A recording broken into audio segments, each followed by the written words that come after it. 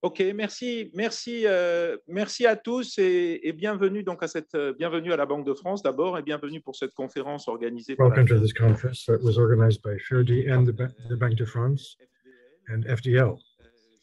This conference, the title is Avoiding a New Debt Crisis in Financial Engineering.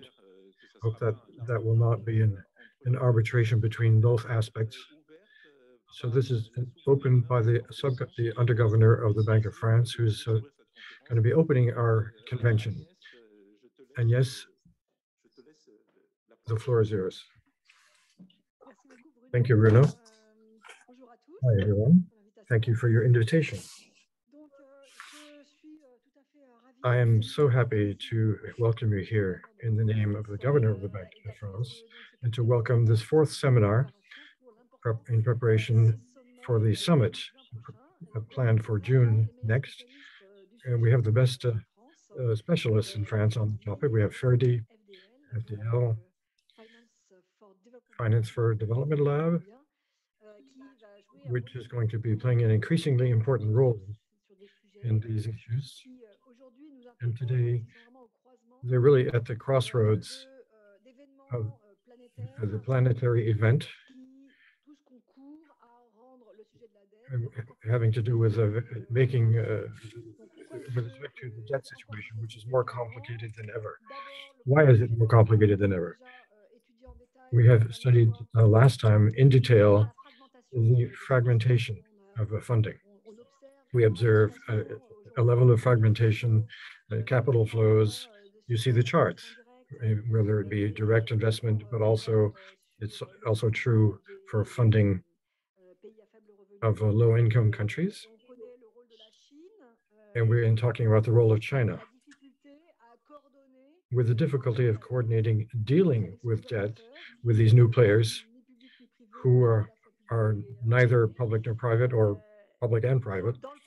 In the past, the Paris Club played a role that was key. We also had international initiatives in terms of the PTE. Recently, we had a common framework, which is a topic which is key, this coordination of creditors. And this is the number one issue is fragmentation. The second question is the recent shocks that we're subjected to, the war in Ukraine, the increase in the cost of energy, which for some countries, it's favorable, but for most countries, low-income countries, it's unfavorable. And the hardening of funding and financing conditions, the increase in the cost of the dollar, and added to all of this, as though that wasn't enough, is climate change, which has an increasingly devastating impact on the future of humanity, having to do with the economies in question. So we get fragmenting, multiplication of exogenous shocks. And the resultant of all of that is that we have an over-indebtedness which is on the rise, which takes some time to be dealt with. And this is added to this exogenous shock. So the current situation is characterized by a very strong increase in debt of low-income countries. I think it was 50% of GDP to up to 60%, 50 to 60. And according to the IMF, these countries have a high level of risk or they're already in a situation of over-indebtedness. So this is doubled compared to 2015, so it's very concerning. So for these three major reasons, I think that the subject we're dealing with today is key. So thank you for coming. I'm happy to see so many of you. We worked on sustainability from the point of view of climate change and also with contingent ways of dealing with the debt. This is a topic of great interest and innovative, which raises questions of governance which are not easy. And I would be very interested to have the conclusions of your discussions and your various areas of expertise and your contribution. So I'd like to wish you a very enriching session of discussions on these topics. Thank you very much, and have a great meeting.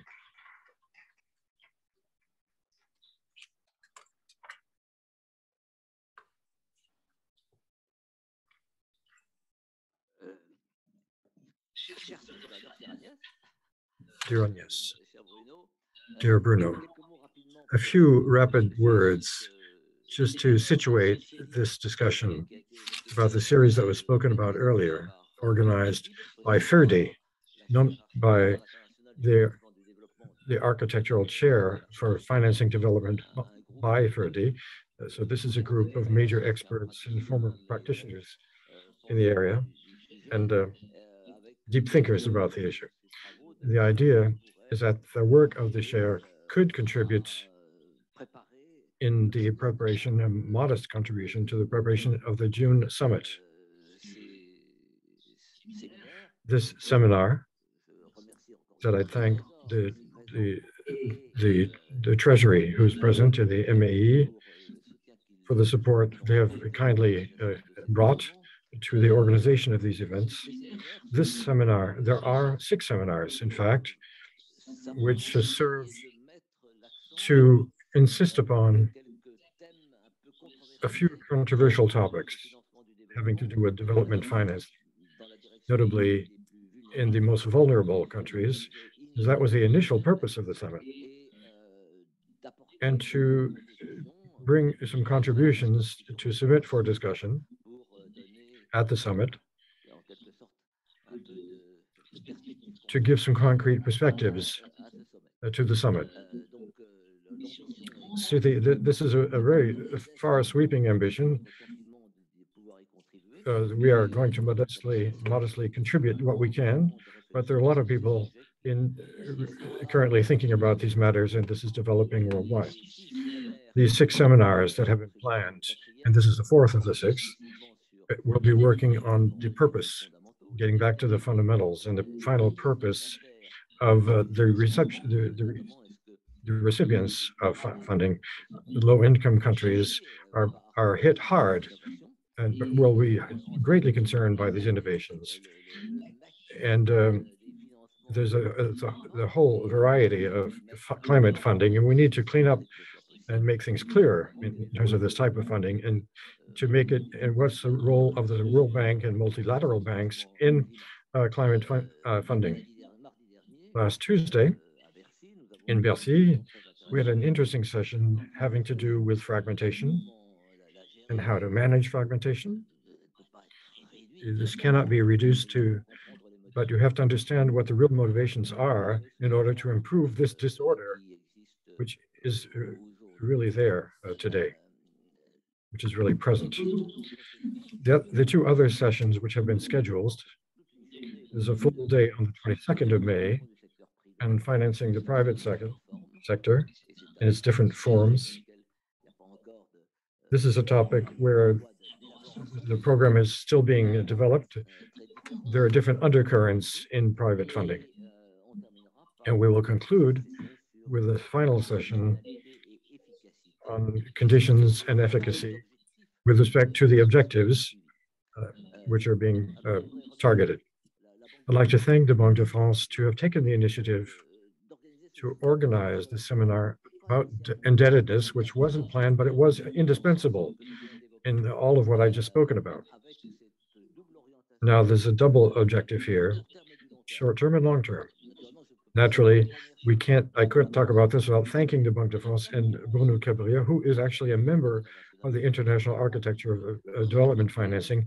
And I may remind you or underline that he's intervening as an independently, despite the support of the government. And Bruno himself is here as an independent expert in this particular framework that we're concerned with in the framework of the chair.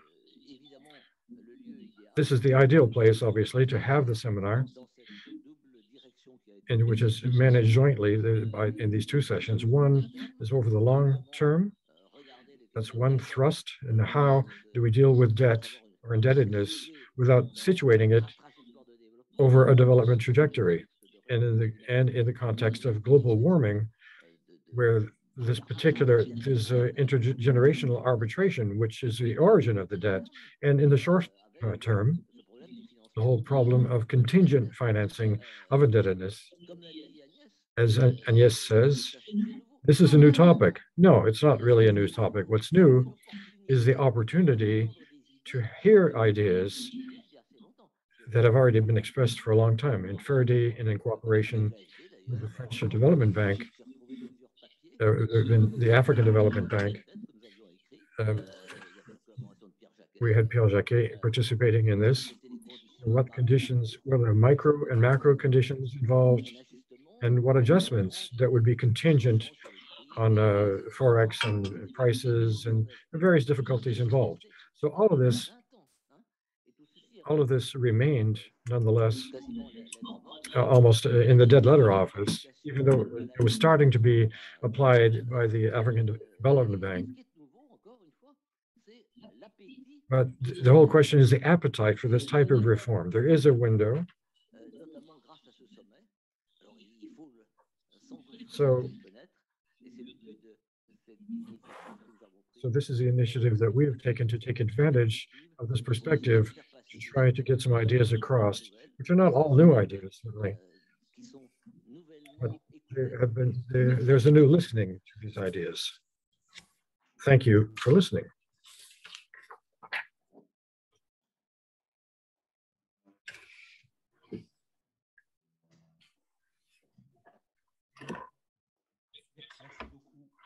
Thank you very much. Thank you so much, Agnès. Thank you, Patrick, for this introduction. We have a first roundtable, which is going to be raising the issue of sustainability of the debt with respect to climate change. We're going to be looking at the debt issues upstream. And indeed, before we coordinate before we can coordinate on handling debt, we have to have an upstream agreement on the sustainability of the debt. And the idea of sustainability of the debt is impacted fairly strongly by the new problems linked to public areas of good and climate. One of those is climate change. So in this panel discussion, we're going to try to respond to two questions. The first of which is to what extent and how should we take into account the risks involved in climate, whether it be physical risks or transitional risks in the framework of sustainability of indebtedness, of debt that has adapted over time to in the framework of the World Bank and the IMF, and to take into account all of these risks in sustainability with respect to debt. We are handicapping countries that are vulnerable to climate change, which are often countries that have other vulnerabilities. They're poor countries, but we want to handicap their access to funding to guarantee against such risks. So these two issues around the table today that we're going to be discussing around the table. It's a virtual table, in fact. We have William Ross, who's the head of multilateral affairs and development at the DGT, but who's also General Secretary of the Paris Club. There's Dr. Wen Gamadel Adayaki, who is the Minister of Finance and Development of the Plan in Mauritius Island in the economy, who's Ministry of Finance of the Year 22. It was designated by his peers, his African peers.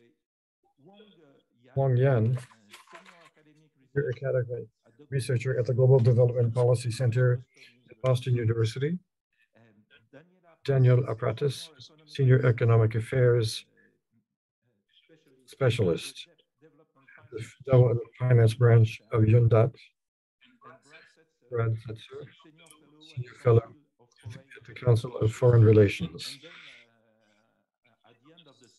Et à la fin de la session, Nina Poon, who is Director for International Finance at the UK Treasury, and we'll make the bridge between these two sessions,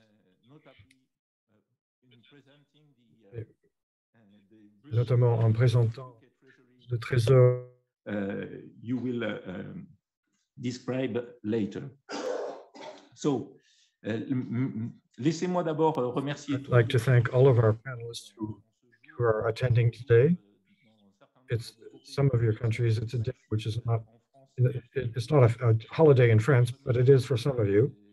I'd like to thank particularly Mr. the Minister, who has a very busy agenda on upstream the springtime meetings in Washington, and who will have to leave a bit before the end. Mr. Minister, I'll hand over to you very quickly so that you can express your ideas and the other panelists can ask you any questions they may have for you. But before I hand over, perhaps, William, would you be willing to give your analysis of this of sustainability of indebtedness, which is an old topic since the existence of since loans have existed. So how can we appreciate and judge the sustainability of loans that we are issuing, and perhaps hoping to be reimbursed? So the framework of sustainability has been set up by the various institutions in Bretton Woods, and there's nothing surprising about this.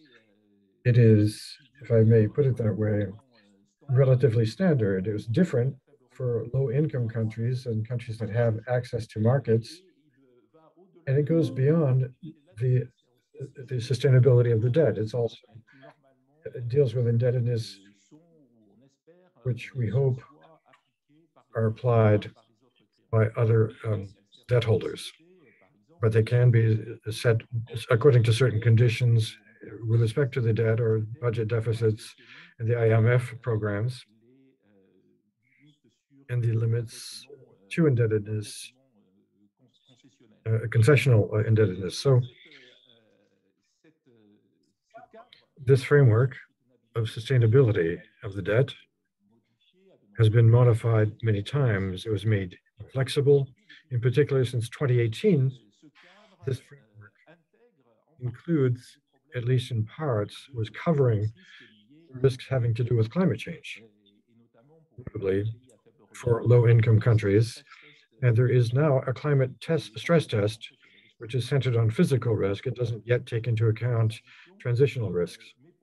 But for countries having access to debt, there is a recommendation, indeed, to take into account, at least in part, the implications in terms of the macroeconomic aspects having to do with climate, by including all of the transition dynamics, which these are important steps that have transformed the process. William, should we go further in taking into account these climate change risks? Should we go beyond climate change? For example, taking into account in this framework all of the natural risks. And the second question of import, how can we work it so that the most vulnerable countries are vulnerable to climate change, as I said, would not be handicapped by taking into account these risks, so that they can have access to funding that they need to limit those very risks? Thank you, Bruno. Thanks to the FERDI as well for having organized a series of seminars, which will help us a great deal. When I say us, with people from foreign affairs, or colleagues that are working with our president and all of the international partners involved. So you're helping us independently to prepare the summit, which is going to target, which is going to be an important moment in and of itself, but especially for the Indian presidency of the G20 and the United Arab Emirates for the next COP.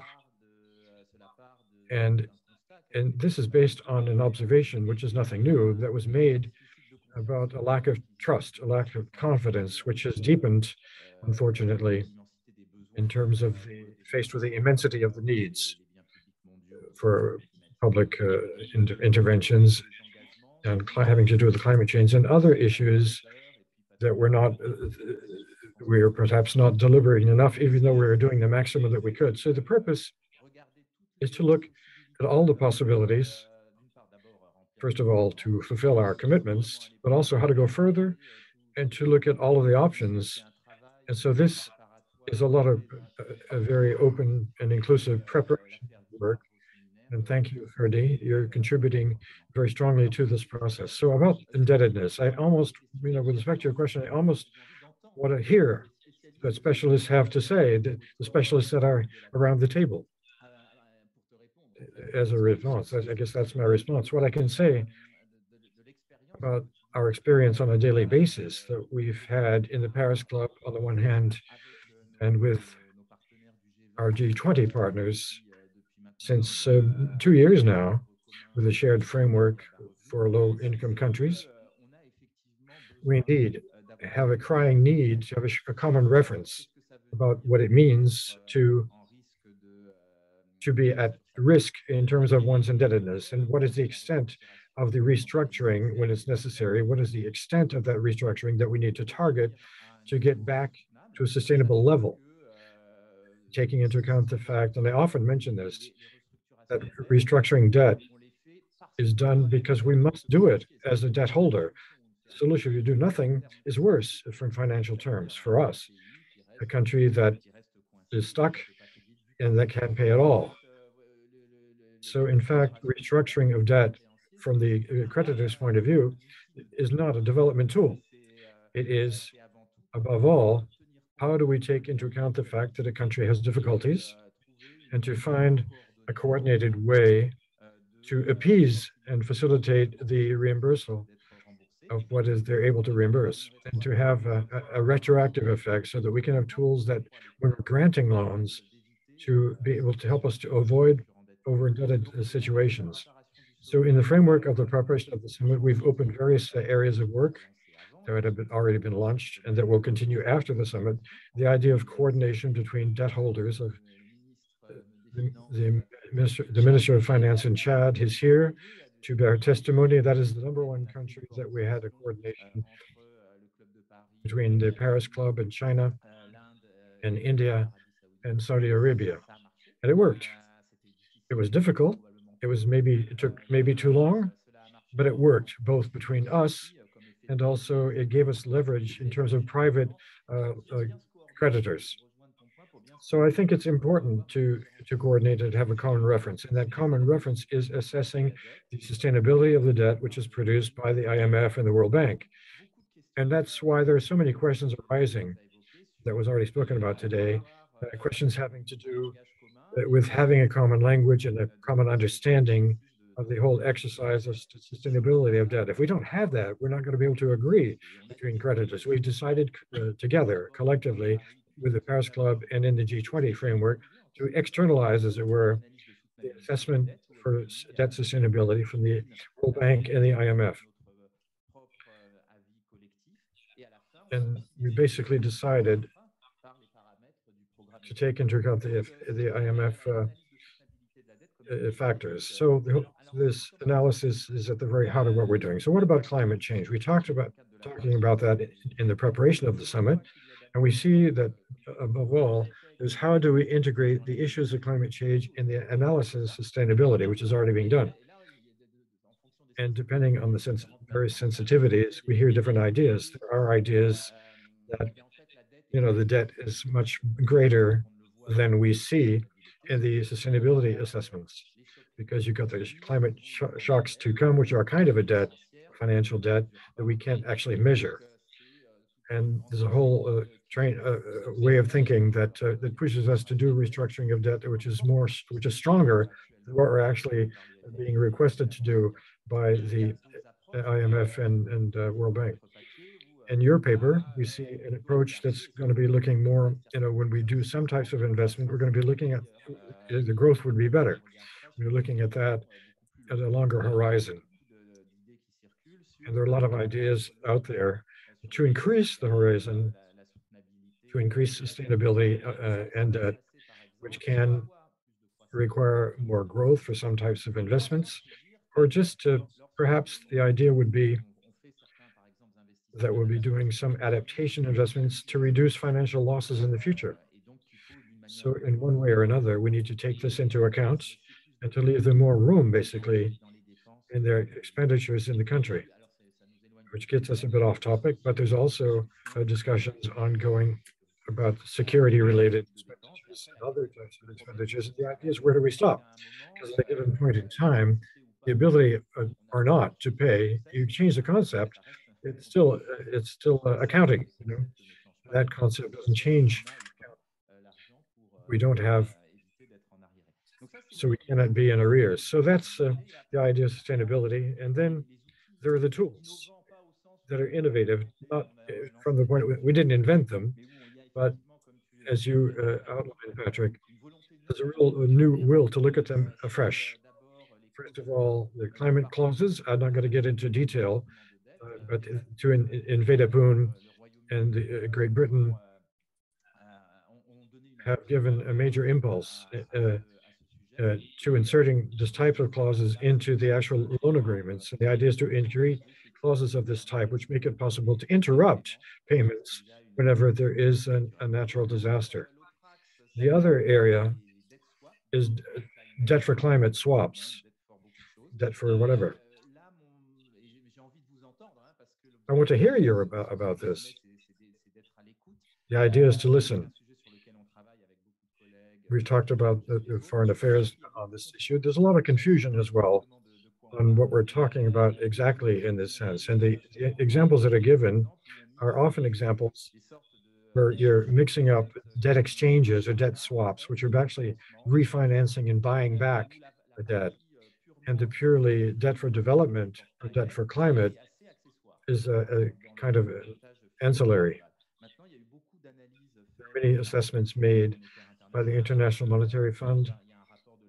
There's a Lazar Brothers assessment, which was requested by the European Commission last year, which shows and demonstrates that debt swaps can be interesting, but it's not global. And we insist a great deal on the fact, and this is we're very strongly convinced in the Club de Paris, these are not tools. It's not just a debt for development or just this is not going to restore sustainability. We need, first of all, to solve the problem of indebtedness, and then we can look at whether swaps for something make it possible to do things better than classical gifts.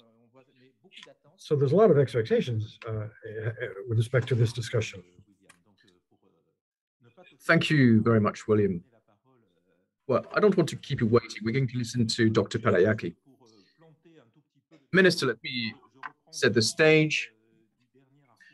Let me quote two sentences of the Mauritius, the last report. Growth prospects depend on the climate. This country is amongst one of the most vulnerable. Second, public debt is high, and DSA suggests high vulnerability. External debt is also high, despite the fact that external public debt remains at a reasonable level. So there is some sort of tension between the debt level and the government's efforts to adapt to climate change in this highly vulnerable country. Minister, over to you. We are all ears, would like to see what the government is contemplating to deal with the situation. Thank you, dear Bruno. Thank you very much for this invitation, and thank you for your question. Let me try and give a straight answer, a simple answer to your question. Over decades, over 4 decades, Mauritius enjoyed continuous positive growth. It was actually even mentioned by the IMF as a record because all countries went through booms and busts. But it came to an abrupt end in 2021. Overnight, we no longer had tourists. We had to close our borders because of COVID. COVID led to a more than 10-week-long lockdown. We then had to close our borders. No more tourists at all. At the time, this was supposed to be a short-term pandemic. We thought it would last between 3 and 6 months. It actually eventually lasted for more than 18 months.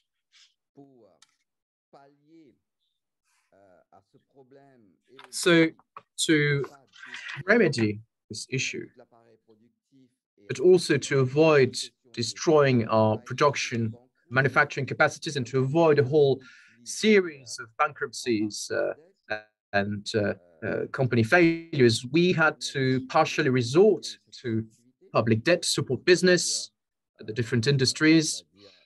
And we also took other steps, non-conventional steps, with the support of Mauritius's central bank, in order to shore up the banking system. So as a result, public debt went up from 65% prior to 2021 to nearly 85% during the crisis. Now, if you look at the country's trajectory after that, we managed to weather the storm. So minus 15% in 2020. In 2021, we managed to start an economic recovery process with a growth rate lower than 4%. But we still didn't have any tourists in Mauritius. In 2022, we reopened borders and we had more than 1 million tourists. And the economic growth rate was 8.7%. And today, thanks to our economic strategy that was focused on protecting our assets, our manufacturing capacities, thanks to this, we're extremely confident today about fiscal consolidation, debt reduction. And even though in its note, the IMF said that our public debt has moved from 60 to 85%. Despite this, our decision has been to drastically reduce public debt by harnessing the dividends of growth in order to, of course, further boost our economic growth, but also to reduce public debt. So my point is quite simple. We believe that now we have to brace for the next crisis. And to do this, we need to save up, we need to cut public debt, we need to have a reserve of between 10 and 15% of our GDP to be able to weather the next storm. Now, this is a very quick introduction about the current situation. Now, let me come back to climate change and its risks for Mauritius in Africa. You know that Africa and Mauritius are at a great risk here. The climate challenge puts a strain of approximately 15% on Africa's GDP. And we need to do our level best to assess our debt sustainability, which is what we've done, what we did already for Mauritius. I've just talked about this 10 to 15% reserve. And we're really doing this to be ready should anything come up going forward because of climate change. We want to be able to remedy the problem in the short term, but also be able to take steps in the longer term. But we're even going to go the extra mile. We've really decided to grasp the nettle. We are currently conducting structural reforms in Mauritius in relation to power production.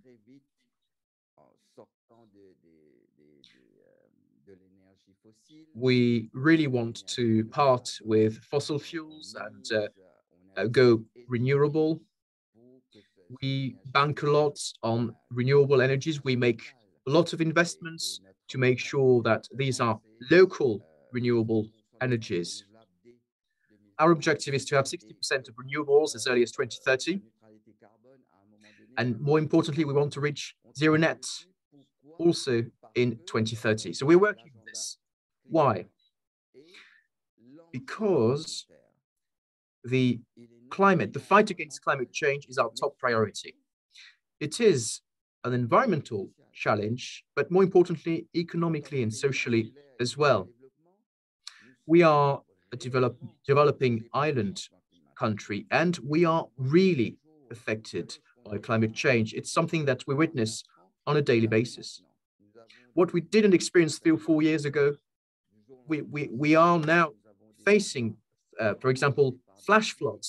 We have areas in the countries that are flooded with heavy rainfall, so we have to review our development systems. We are currently experiencing problems that we didn't have in the past.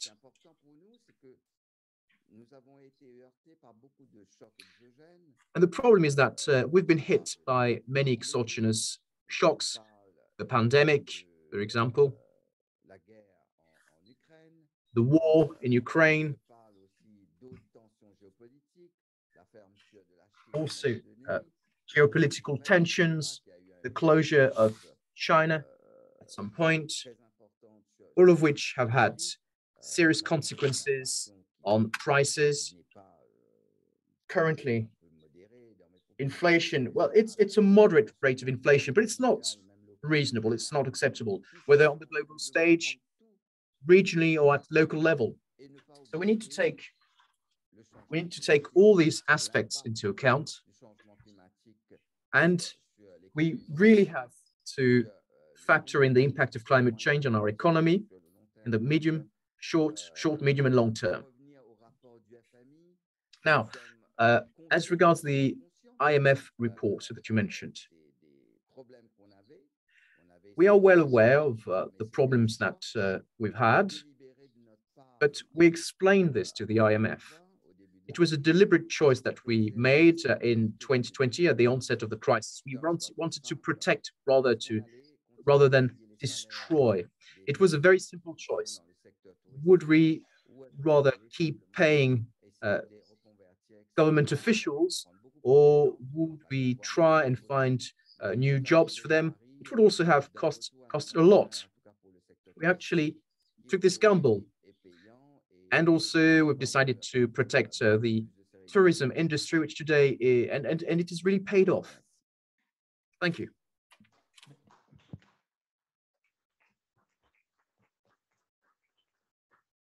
Merci, merci beaucoup. Thank you very much, Minister.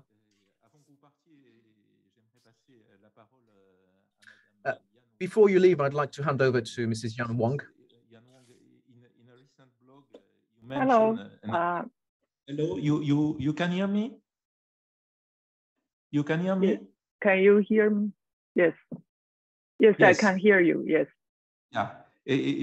Just before giving you the floor, I just want to quote you in a recent blog.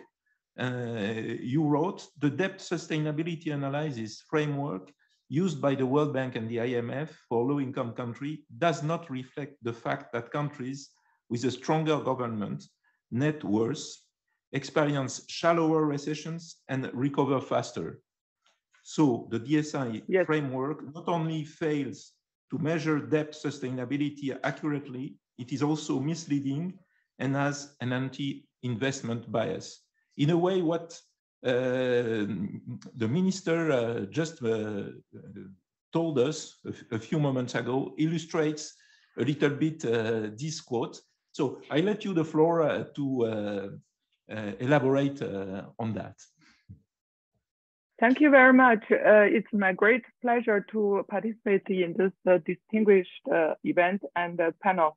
In fact, 8 years ago, I participated in writing a chapter for this book by FERDI and Professor Patrick Gilman, Financing Sustainable Development. Actually, I have been working with Justin Evelyn in Peking University on going beyond aid, South-South development cooperation. So I want to make 3 points today. First, after 3 years of pandemic and the poly crisis, now it's the top priority to increase green investment in low-income and middle-income countries.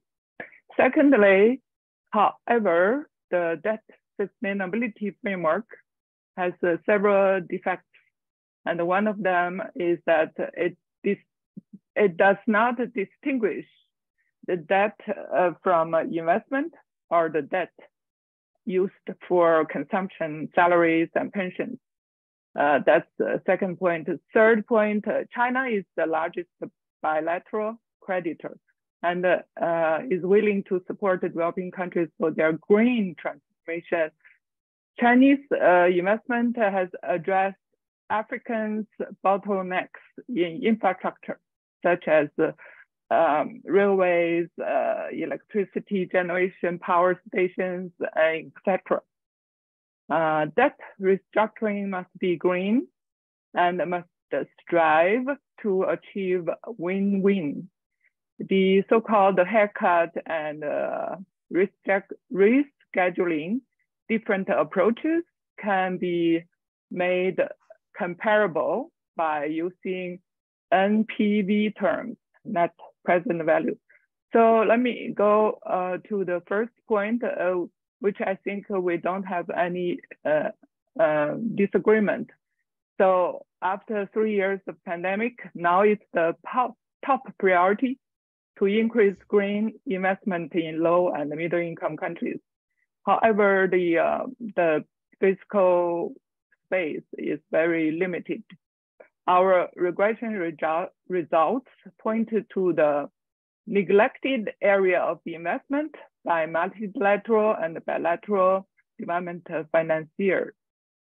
And that is the renewable green natural capital. That area has been neglected. This will be presented in our paper soon to be published. Investing in renewable or green natural capital requires long-term patient capital. Patient capital can be provided by multilateral and bilateral development banks, as well as the host country's fiscal resources. So let me move to the second point. The governments of Global South and have voiced many concerns about the IMF World Bank's DSA. And first, the calculation of debt does not distinguish those for investment and those from consumption, salaries, sponsoring salaries and pensions. So it has anti-investment bias. And this point is not new. It was pointed by many of my World Bank colleagues 10 years ago.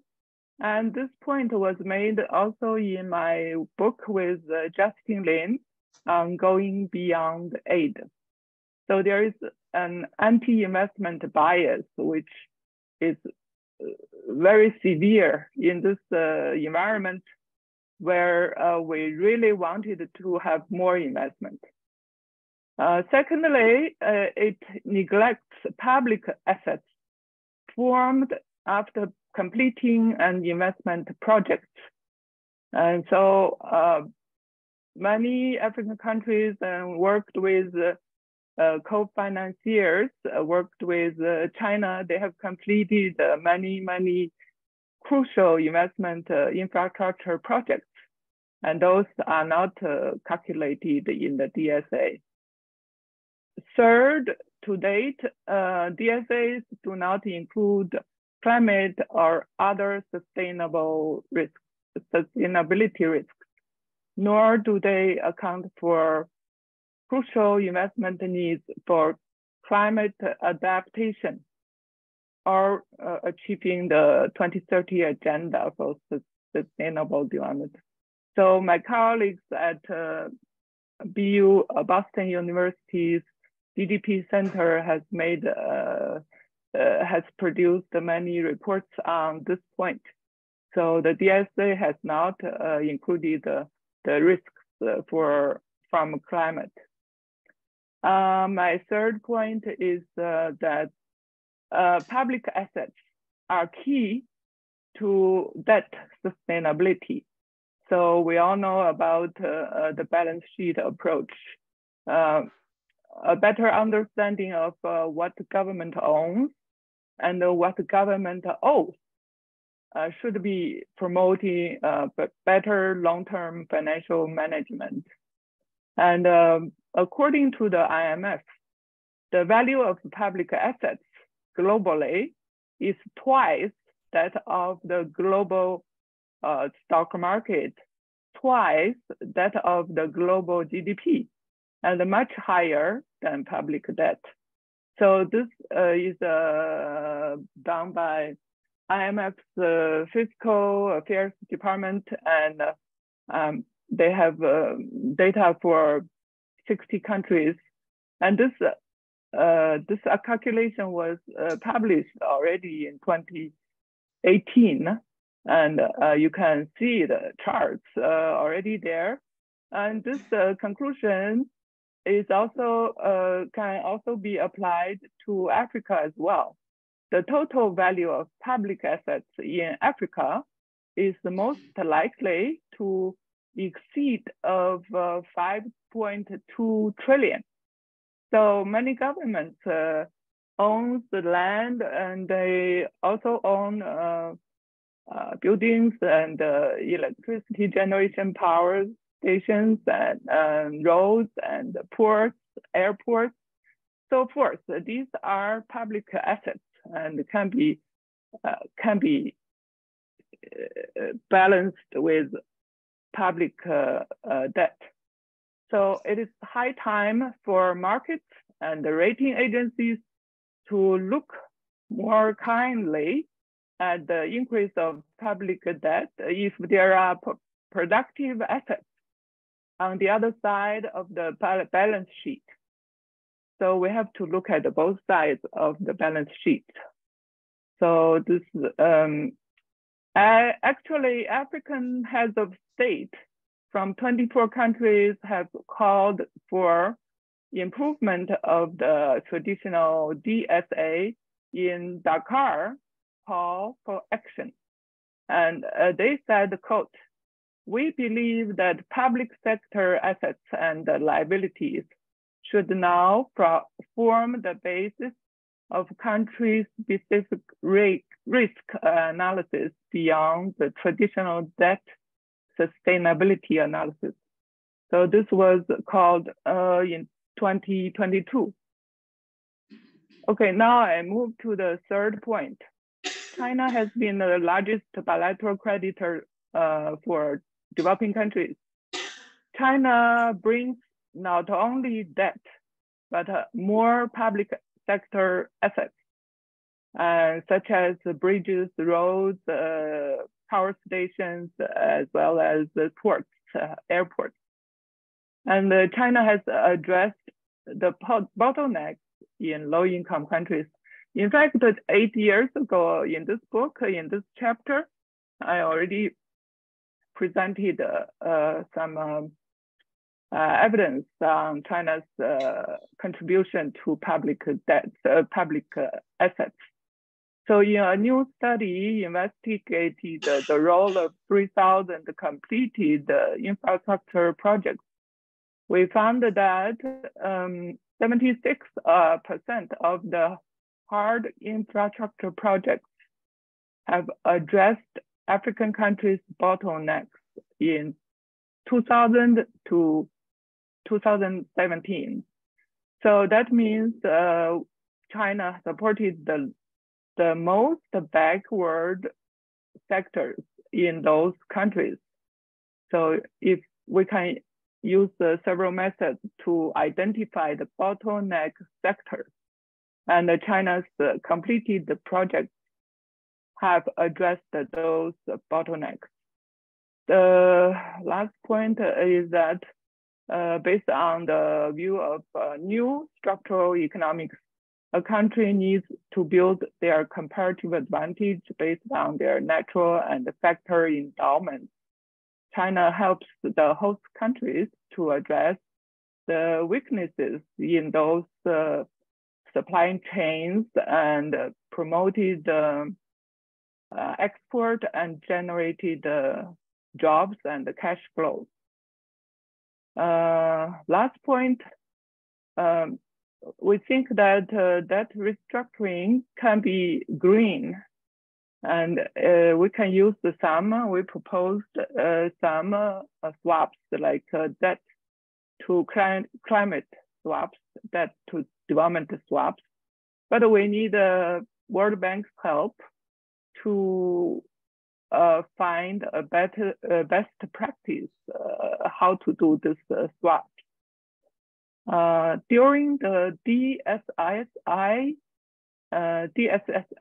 effort, China has about 30% of debt services cost, but deferred 60% of all the debt services in DSSI.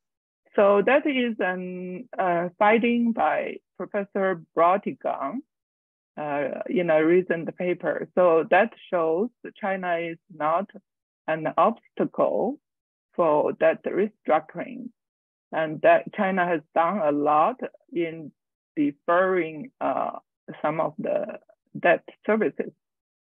So we also did a blog. There are two approaches to debt restructuring: the haircut approach or the rescheduling or reprofiling the approach. But the two approaches can be made comparable using net present value calculation. So that is my comments at this point. Thank you very much. Thank you very much, Mrs. Yan Wang.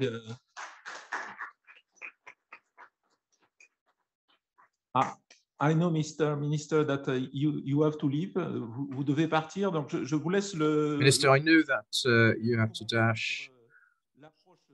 Maybe a short comment on the balance sheet approach addressed by Mrs. Yan Wang, if you wish to address this.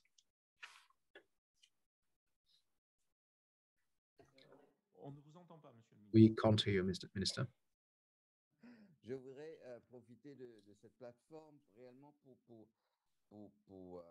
Well, I'd like to seize this opportunity to make an appeal, particularly to SIDS, SIDSs.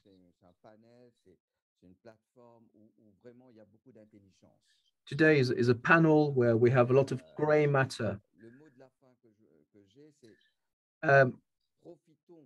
This will be my conclusion. We should try and make the most of this type of seminar, panel discussions, and forums to try and come up with concrete solutions for decision makers. Why am I saying this?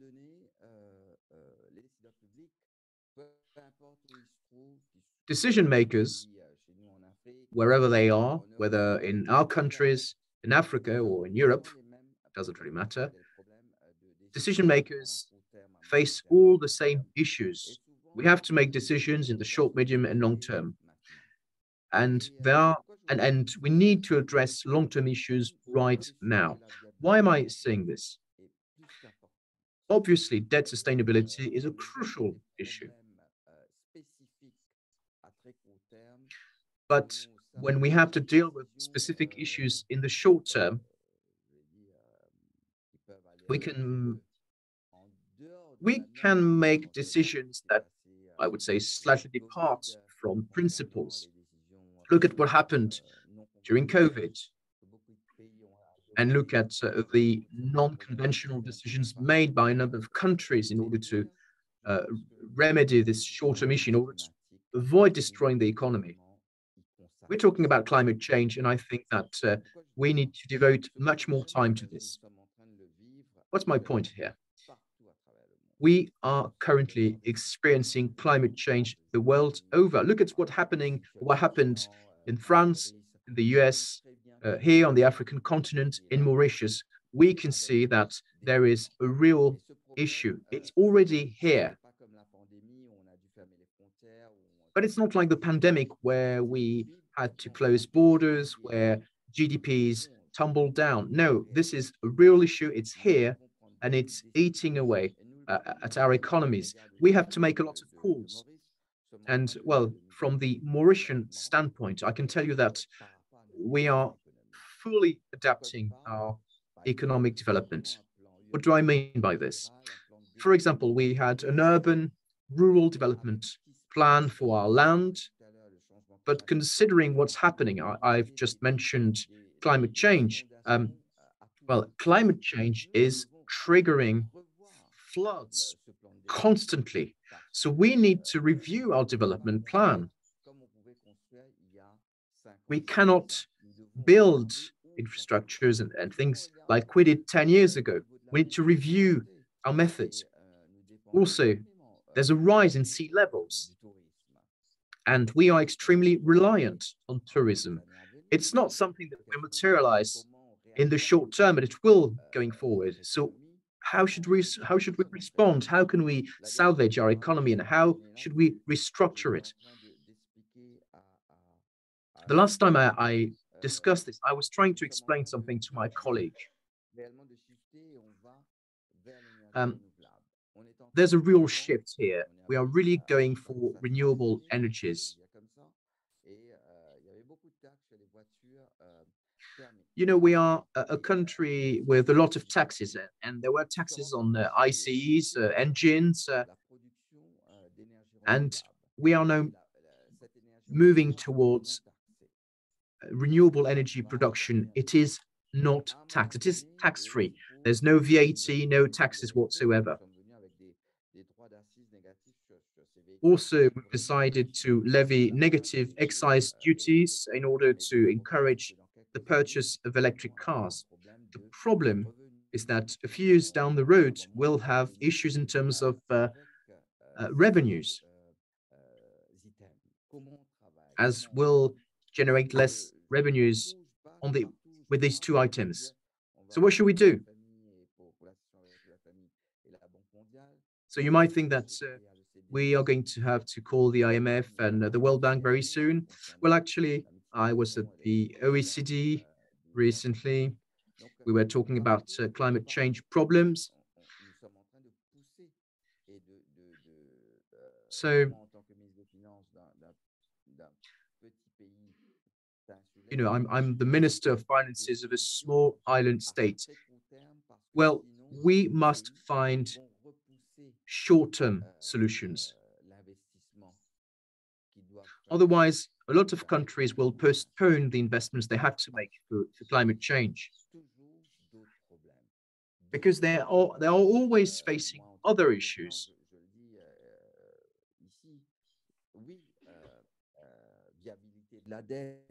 Yes, debt sustainability is important, but we also need to bear in mind that in some scenarios, in some countries, maybe authorities or donors should increase aid, because some countries are already in debt. They won't have the ability to change. My point here is that, yes, of course, debt is increasing, but because of that, some countries might disappear, and these countries need to adapt very fast. And unfortunately, we're not dealing with this. So these were my concluding remarks. I have to continue my work on this. We are currently preparing our budget.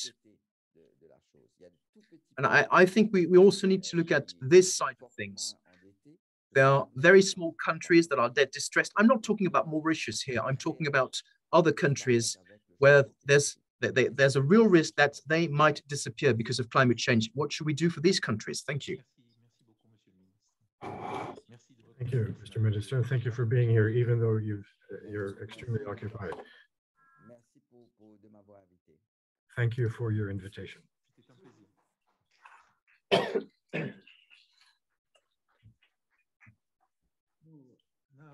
Daniela Prates, I give you the floor. Daniela. That the Debt Development Finance branch of the UNC, the UNCTAD, is preparing a new DSA framework, which has the ambition to be more holistic.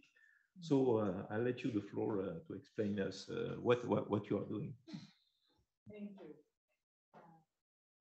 I'm Merci beaucoup pour l'invitation. Par contre, je vais parler en anglais, c'est plus facile pour moi. Je préfère le français, mais on travaille en anglais à la ONU. Alors, I would like to first to answer to your first question, that if it's relevant to take into account physical transition risks to access that sustainability. And I also address how to do it without penalizing. I think, as Jan Minister already mentioned, it's a matter of urgency to include these risks in that sustainability analysis, not only of international organizations, but also private creditors and credit rating agencies. The climate crisis, as everyone knows, the increasing in frequency and intensity of the climate shocks is one of the cascading and overlapping crises that developing countries have been facing since the pandemic. Now, these crises include also the war in Ukraine, cost of living crisis, and the recent bank distress in developed countries. It's important to remember that before the pandemic, before all these crises, many developing countries already faced unsustainable debt burdens. Us at UNCTAD, we have been emphasizing this in our reports for years. And these debt burdens, why at the eve of the pandemic, many countries were already with these debt burdens because of what the World Bank called a wave of debt after the global financial crisis. And this was associated with policy, the macroeconomic monetary policies of developed countries. So, and now is the same problem as the policies decisions taken in the developed countries of the center of the international economy affect developing countries through main channels. So in the boom, global investors searching for yield. So you have a capital flow booms and the indebtedness, also because these countries, the domestic finance is more expensive and shorter mature than external finance. And when the boom burst, so they are the most affected as now. But the situation today is that it's different from the 80s and the 90s. The debt crisis in the 80s and the 90s affect mainly today what we call emerging markets, or the bigger developing economies, mainly upper middle income. Now we have mainly lower middle income and low income in, or already mentioned, at debt distress or at high risk of debt distress. But the problem is that many countries are not in debt default, but are already in a development crisis, because keeping that default at bay are putting these countries further away the achievement of the SDGs and the green transition. Only to give some numbers, 19 developing countries, most of them middle income, now are paying a spread of 1,000 basis points over the US Treasury. This means that the market, the bond market, is closed for these countries.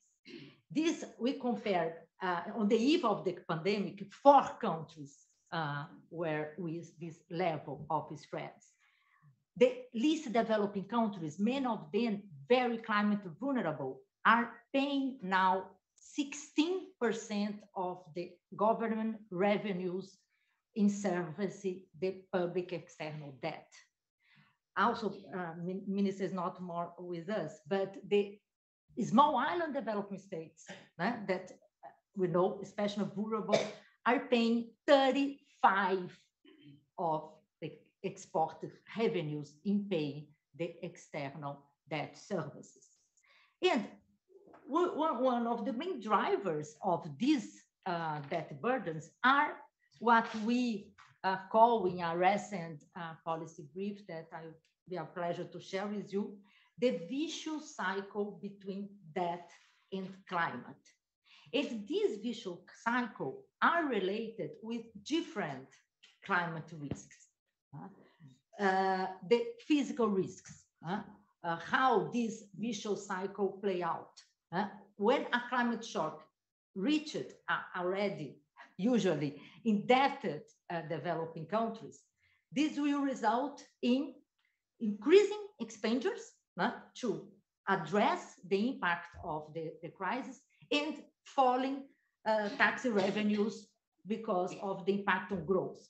Then the capacity of these developing countries to mobilize the financial resources to climate adaptation with transition is shrinking. Then they need to take more external debt that will jeopardize even more the debt sustainability and the capacity to invest in climate adaptation and reduce the climate vulnerability. But we don't, it's not only, the problem is not only on physical risks, also transition risks. For coincidence, recently I read a very interesting paper from a group of researchers of the Agence Française de Développement, Guilherme Gamacho, Antônio Goudin, that measure the developing countries' exposures to the green transition. Then we have three main dimensions. The impact, external impact. As we know, these countries are not issuers of international currencies. So a key constraint in growth of developing countries is the balance of payment constraints. So how the green transition will affect the capacity of developing countries to generate exporters' revenues to pay the external debt, the impact on the social impact on employment, wages, and the fiscal impact in tax revenues. So it's very interesting, the results, because they show that the focus is the high greenhouse emitters industries, but in general, what is happening with developing countries? The greater the dependence on the sunset industries, the greater will be the impact of the green transition on debt sustainability. Through three channels, the increase in the decrease in the capacity of pay external debt because of decreased exports revenues, and increase imports to undertake the structural transformation, the impact on tax revenues, and the impact on growth. But what also needs to be considered in the debt sustainability, not only these risks, this exposure, but the capacity to face the exposures, because there are countries that has a high exposure, but has capacity, technological, productive, to undertake the green transition. So this is the case of many developed countries. They are exposure, but the readiness to undertake the green transition is much higher than in case of developing countries. So we need also to consider this. And the third very important risk is the spillover, the spillovers of the climate mitigation and green transformation in developed countries. So it's a third very important, for instance, for small islands. This will affect the cost of transport mainly, the cost of flights, and will impact tourism revenues. So we see that it's not an easy task to include all these risks in that sustainability analysis. But without including them, we'll never have we never have the real number, but a more precise estimation of the debt sustainability situation of developing countries. Some progress have been made, already mentioned here, the IMF in the new market access countries already included an optional tool to measure the impact of scaling up, down natural resources and climate change. But more efforts are needed, as I agree with all points of Professor Yellen. And then I would like to tell to you a bit about our framework that we are developing. Our framework is more, we're not developing a framework to substitute the DSAs, but our framework is broader than a DSA and also has a different focus.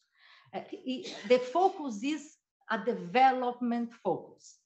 Why? We call a sustainable development finance framework, because the aim is to estimate the development financing needs to achieve the SDGs, including those related to climate, with external sustainability, external debt sustainability, and public debt sustainability.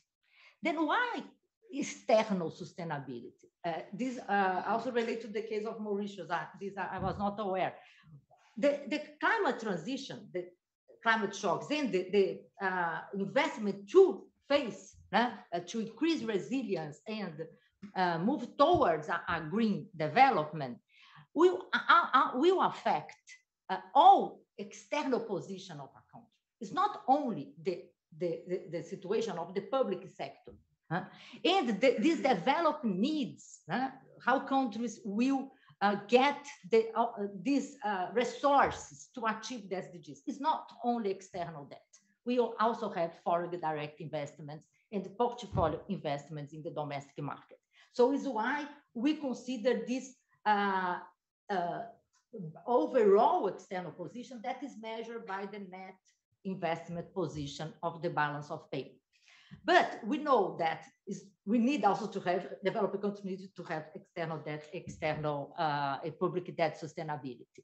But our key assumption is that this external position is the balance of payment in the case of these countries that do not issue international currencies, is that the most important constraint on growth. And this external balance of payment constraint will result in a growth rate that will be compatible with external debt vulnerability. Given this growth rate, we will have the fiscal space that the government will have to undertake the investments in climate adaptation. Because we also know that the private sector is fundamental to the green transition. But we know that the private sector will invest mainly in climate mitigation. And the main problem of developing countries are climate adaptation. Other specificity I'm finalizing of our framework that I make it, I think, now we think, well suited to include not only climate risk, but climate adaptation, green transition investments, is the consideration of the two sides of the balance sheets. So I thought very interesting when Professor Elo was mentioned, because we consider the net position. As we consider the net position, we increase in debt to undertake the investment. And we call the green development state.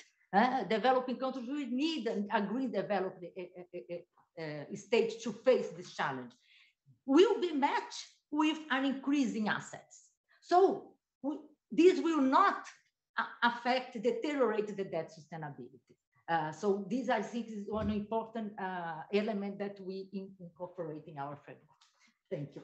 Thank you very much, Daniela. So, Brad, sir, you have heard a lot of things, and I'm sure that you have many reactions, and maybe to this balance sheet approach. I know that you are very interested in the investment position also. So, please. Merci beaucoup pour m'inviter. Je suis désolé que je ne peux pas parler tout en français, donc je parle en anglais. I'm going to be speaking in English. I think there are a couple of points that have been made that I'd like to highlight and pick up on. One general observation is that the COVID shock forced countries all around the world to take on a new round of public debt. That public debt almost uniformly supported current consumption because it had to. It had to make up for the loss of income that came with the public health measures that were a necessary component of an effective response to COVID. That has weakened a lot of balance sheets. And at the same time, there is a clear global need for more investment in the technologies and the energy systems that are going to be a part of the green transition. And this unfortunate reality, I think, does complicate the set of choices that we face as policymakers in individual countries, that the global community faces as it tries to allocate scarce development resources. As a general matter, I do believe that there will need to be a substantial increase in multilateral financing for long-term green and clean investments through the multilateral development banks to help low-income countries manage these stresses. I think we've learned that you do need extremely long-term, extremely secure financing to make many of these investments. I think we've learned that market financing frequently comes on too short a term and at too high of a cost to be an effective source for 30-year investments. A 5-year bullet bond cannot fund a hydroelectric power plant. And if I'm honest, and I know this will be a little bit controversial, the terms of some Chinese development financing have also been a bit too short and a bit too costly. Many Chinese development loans come with only a 5-year grace. Many carry interest rates linked to LIBOR and a substantial surcharge. Those financial terms, like private market terms, don't lend themselves to the kind of long-term investments, to safely financing the kind of long-term investments that are often needed.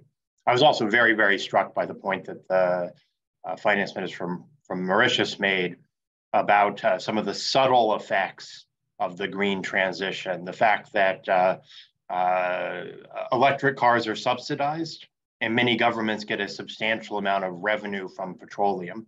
I think these subtle effects will be very widely found when we start looking closely at these issues. I also wanted to make, I guess, 3 general comments on some of the themes that have been brought up. First, on the debt sustainability analysis, then second on some of the contingent instruments, and then finally one thought on the debt for nature swaps.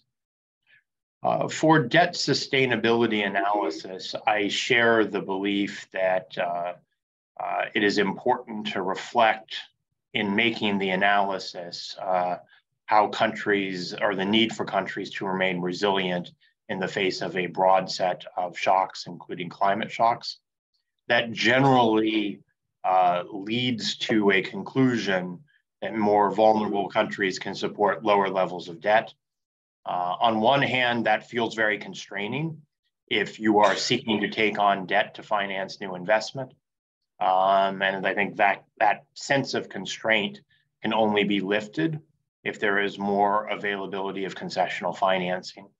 On the other hand, I think it is a reality that has to be reflected in judgments about the levels of debt that countries that are going through restructurings can support. As a general matter, I do think debt that is taken on to finance consumption has a different nature than debts that are taken to finance investment.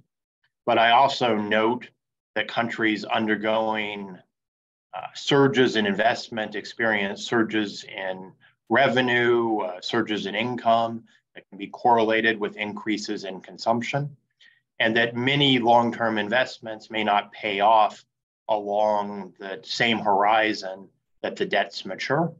So I do think that when making judgments about debt sustainability, one has to address the debts as they are. It is fair to say that Zambia, much more than Sri Lanka, took on debts to finance a range of investments, including a huge number of road projects. Those projects didn't yield foreign currency payoffs on the time scale needed to assure debt sustainability or debt payment. Sri Lanka made a horrible mistake by cutting taxes into the pandemic.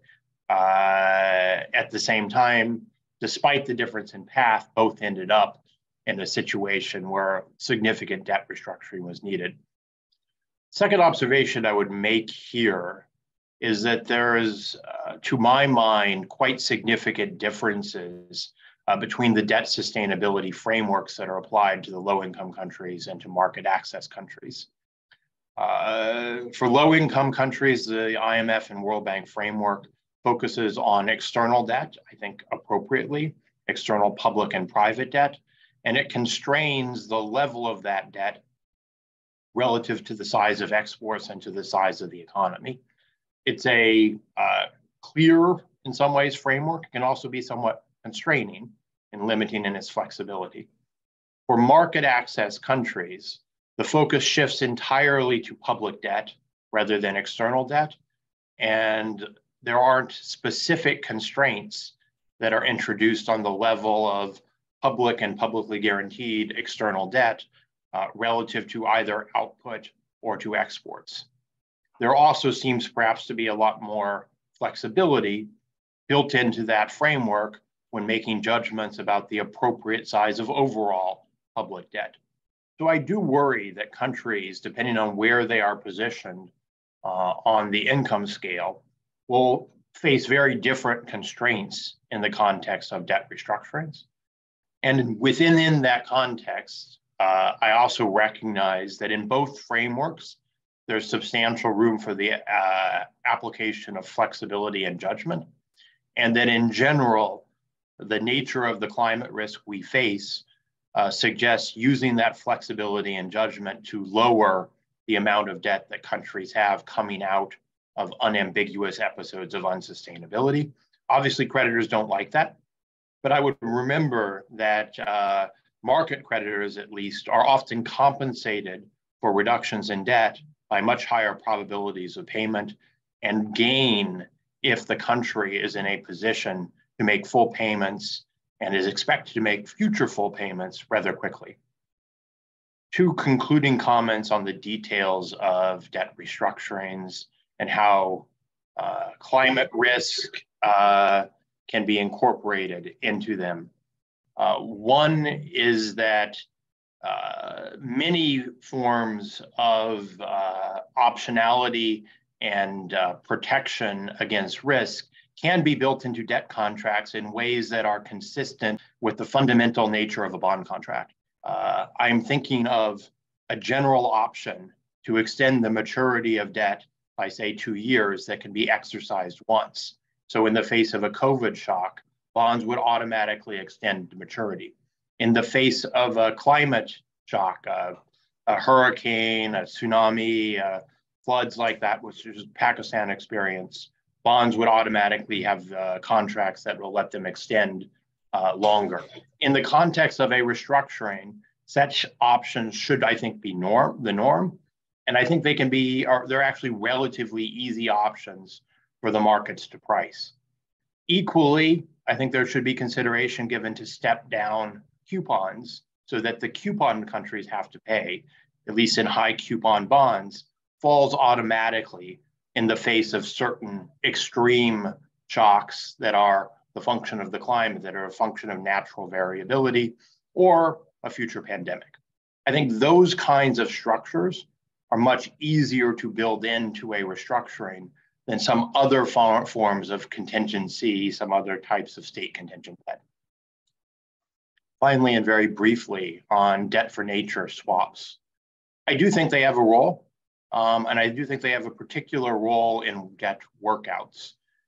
When the debt is trading at deeply distressed prices, at 30 cents on the dollar, some countries and some private entities may be willing to put up what is always scarce in a debt restructuring, cash, in exchange for credible commitments by the country to protect vital natural resources or to make additional climate pledges.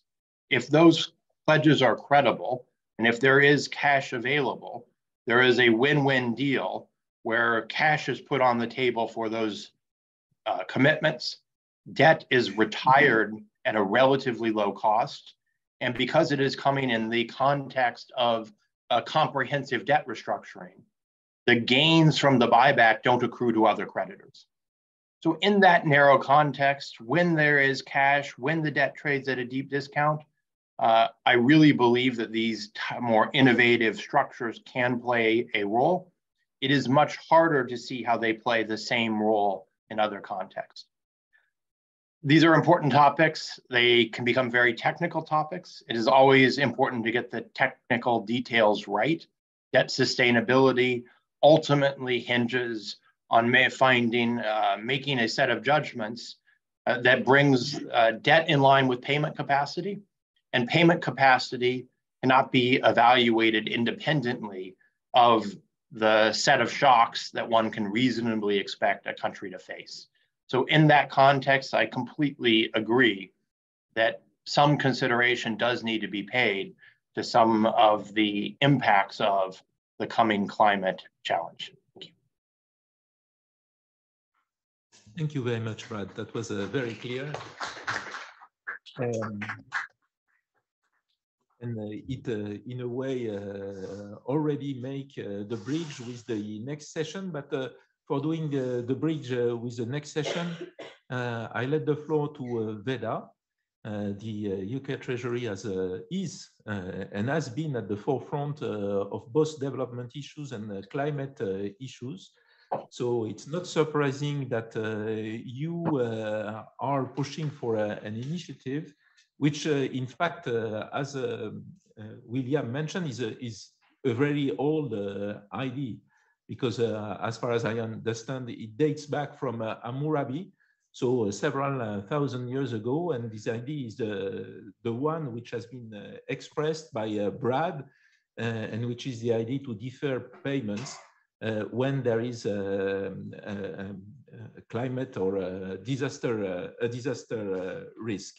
So I give you the floor, and I'm quite sure that you will show and demonstrate the usual creativity and agility of the UK Treasury. Thanks, Bruno. And if you're short enough, we will have time to take a few questions. Thanks, Bruno. No pressure then. I hope I'm audible to all of you. And I'm sorry, I'm going to have to speak in English because I don't want to torture your ears. So maybe if you will allow me, Bruno, I did want to say a quick word on debt for climate swaps, picking up on what Brad was saying, and then I'll go into climate resilient debt instruments, and happy to take questions here or the next session. But clearly, you know, we have to tackle both climate and debt issues with huge emergency, really taking inspiration from what the finance minister of Mauritius mentioned. I think for me, the question is really whether solutions that tackle both issues at the same time are effective and scalable. And I think, you know, clearly countries need to consider what's best for their debt sustainability and climate objectives. I think there's been a lot of discussion about using more debt for climate or debt for nature swaps to relieve pressures at the restructuring stage. And I think, you know, there is some evidence to suggest that, you know, some countries have been able to use them to reprofile their debt, you know, pretty successfully. I know Seychelles and Belize are the oft quoted examples in this area. And on some other panel that I did on this, I know the Inter-American Development Bank did a guarantee that helped Barbados refinance their debt.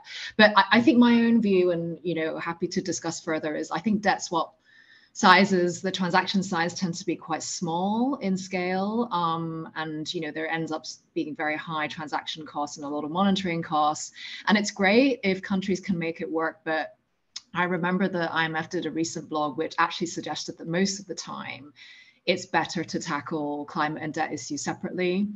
And from a UK perspective, we're really focused on enhancing the overall effectiveness of the debt restructuring process, whilst ensuring adequate climate and nature financing through a variety of sources, including private sector mobilization. And I mentioned this when I testified in front of our parliament last year on international debt issues.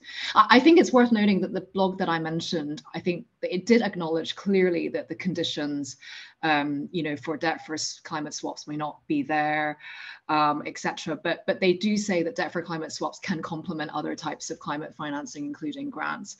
So to your question, Bruno, and bridging into the second session, what more can be done here?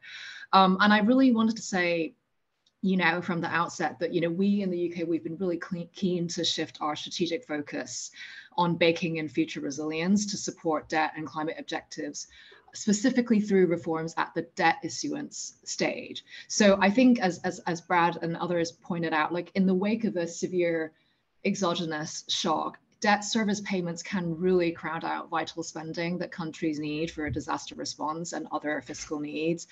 And climate resilient debt instruments or clauses really mitigate this risk by suspending debt service payments for a pre-agreed period when a predefined climate shock hits. And this basically frees up cash flow that could be better used to support disaster relief. It acts as a form of disaster insurance for those facing the risk of severe liquidity problems. And, my own view, and I think there's quite a lot of literature out there, is that CRDCs would not operate in isolation, but it would rather operate almost as part of an enhanced layered country disaster risk management system alongside disaster risk insurance products, which I know, this is all being done under the auspices of the kind of summit that we're all preparing for in June. And I know that elsewhere, in the forest, we're looking at disaster risk financing, which is also an area that the UK is interested to do more on.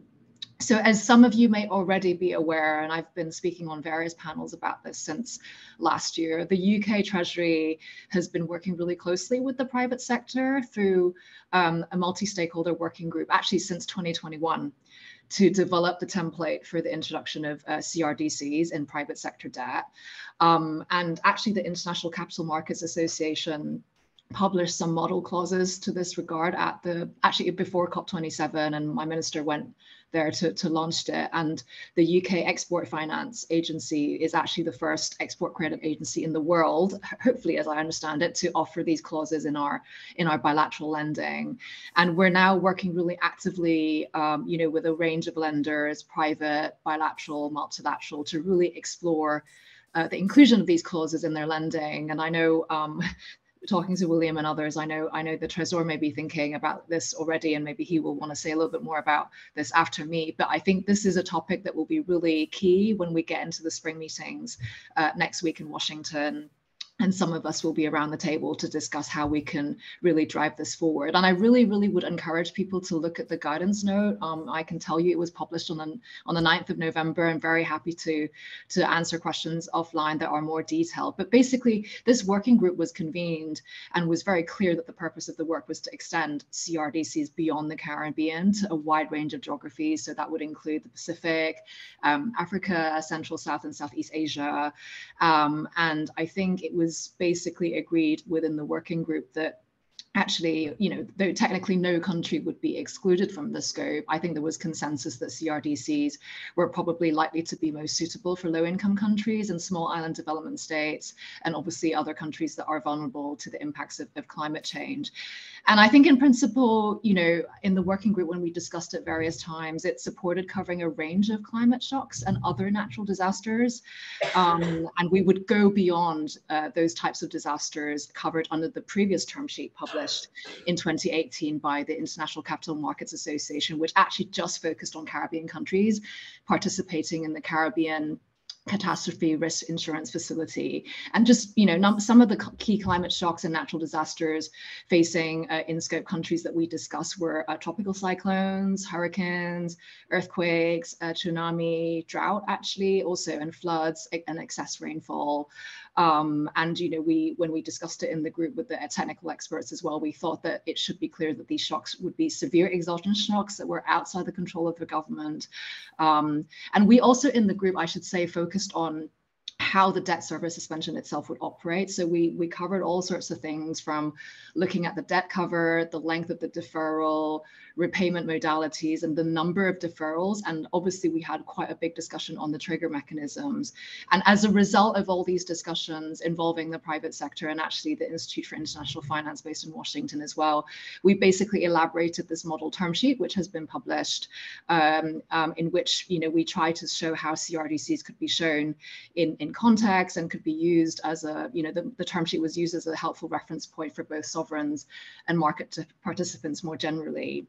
And I think, whilst the term sheet was designed basically to allow some flexibility for borrowers and any arranging banks to tailor their terms to the specific country in context and in question, we obviously were of the view that the greater standardization of terms would really, really drive the scaled up adoption of these clauses and reduce transaction costs. So, we really hope, starting now, but at the spring meetings and as we head towards the June summit, Bruno, that the French government is hosting, we really hope to have pilot countries coming forward to incorporate these clauses.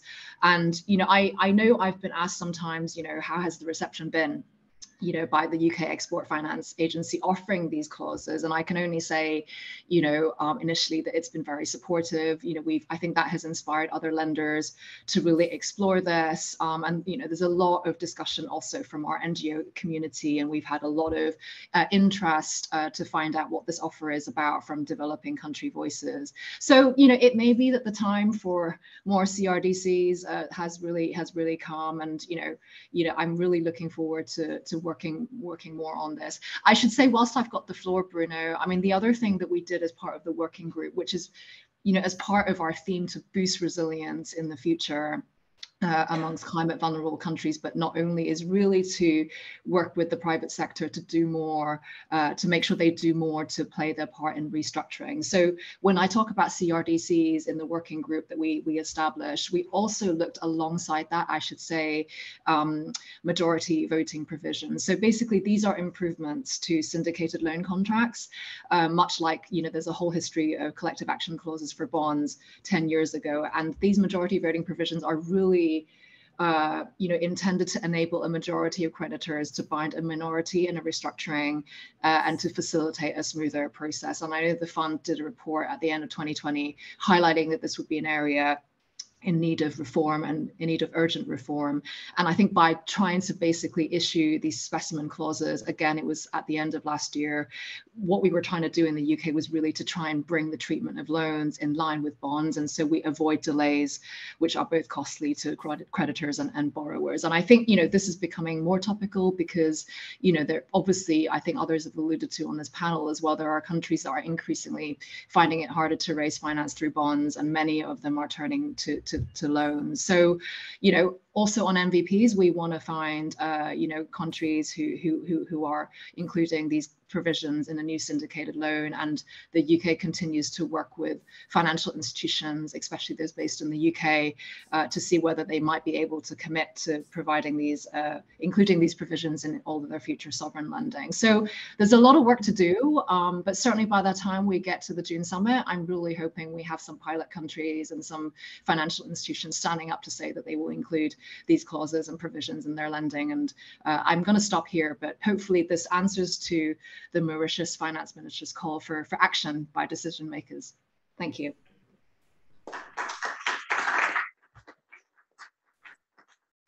Thank you very much, Veda. So we have time for maybe 2 questions, no more. And then, William, if you agree, you will close in 2 minutes this first panel. Est-ce qu'il y a des...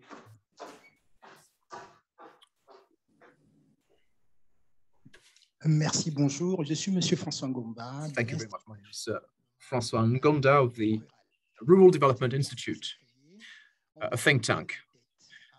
We've been talking a lot about debt. We recently heard the president of the ADB, who talked about $700 billion of African debt. He talked about states that have a hard time to limit this debt. We also talk a lot about solutions that come from the outside. The same governor of the ADB talked about the SDRs, 600 billion euros. Anyway, this is a big issue for the development of African countries. Now, we're talking about the connection with climate change. Well, I'm delighted to see the Minister of Finance, Chad. So a lot of countries can confirm that there are African countries that are severely hit by climate change, and these countries have to immediately mobilize financial resources, and we need to be able to support these countries. So my question is maybe for Mr. Ross, William Ross. How do you identify the profile of countries that are fragile, that are affected by the climate risk? How do you identify that profile? And how do you provide access to climate funds? And because of debt pressure, they may not have any room for maneuver. So how can we support them? But these countries do a lot of things. They work internally, externally, well, domestically, externally. So how do you identify these countries? And also, how can you ensure quick access to these funds? There's always a sort of time lag. Once countries have invested, they then need to ask for foreign aid in case of crisis. Thank you very much. We'll take a further 2 questions and then we'll call it a day. Madam? Thank you. It's a short question. Merci. So my name is Tabi Leoga. I'm part of the steering committee of the FDI, and I am from South Africa. So there's a lot of discussion about the green transition. And I want to say, coming from South Africa, green transition is very costly as well. So even when we talk about transitioning, we need to also look at the impact of green transition from a cost implication. And that's what we're facing right now in South Africa in terms of electricity. So how can we soften the impact of debt that is caused by the green transition? And we need to also calculate which one is the current situation or debt incurred by green transition. And obviously the green transition is more favorable because it's the right thing to do. But at the same time, there's also associated risk that includes inequality, increase in poverty that we're also seeing. And so there are these secondary effects that are also unfavorable. Thank you. Merci beaucoup. Et puis peut-être on prend une 3e question. Thank you very much. I think we'll take a 3rd question. Well, someone is waving at me. Apparently, we're slightly behind schedule. William, I'm tasking you to answer these questions. Hi, my name is Christophe Angeli of FERDI. I've been particularly interested in what the UK Treasury, the representative of the British Treasury, said. I think it's probably the best way to attract private sector flows. But if we want to do this, there are lots of constraints. Standardization is necessary. Ideally, the private sector will try to pool risks. And also we need to reach critical mass. The private sector sometimes needs to exit, and it needs to know what the exit terms are. Now, for the poorest countries that have a lot, that are severely indebted, but that have low or limited surface areas, is there any way of pooling debt? The other question is that of savings that can be mobilized. There are lots of questions at the moment about international savings, a lot of questions about African money. I think we can ask this question. We can ask the question of African money and savings. We can put it on an equal footing with money from the African diaspora. So there are lots of questions in relation to the CRDC. Who are the best borrowers, but also is there any way to mobilize savings and harness new financial pockets? Well, thank you very much for this last question, which I think was a question for Mrs. Poon. The good news is that Mrs. Poon will also be a panelist on the second panel discussion. These last two questions during the next panel, and I thank you for that in advance. And now I let the floor to William to answer the last two questions, the first two questions, sorry, and then to close the panel. Merci beaucoup, Bruno. Pas simple. Thank you very much, Bruno. It won't be easy to answer all these questions in just 2 minutes. Can I say that this type of open exchange is being very helpful in the run-up to the summit. Our objective is to look at all ideas, analyze them, and present them to heads of states and see what the main takeaways are after discussions, because clearly, well, there will have to be a consensus on the different outputs, but this type of exchange is indeed extremely helpful. As regards the first question on debts and SDRs, there are a lot of discussions about this in the G20, in the IMF. A lot of things have been done about this. I don't have time to elaborate on this, but a lot of things have been done to try and make the most of SDRs for France and the UK that could be transferred elsewhere. So this could be used as additional funding for vulnerable countries. This is taking time, but things are coming into place. A new instrument, a new tool was created from scratch in the IMF, Resilient Sustainability Trust. The Resilient Sustainability Trust, it's financed with SDR, but also donations, and it provides long-term financing, 20, 30 years with 5 or 10 years of grace period for any public investment projects for climate. Now, things are moving. One may consider that things are going too slow, but still, there's some change.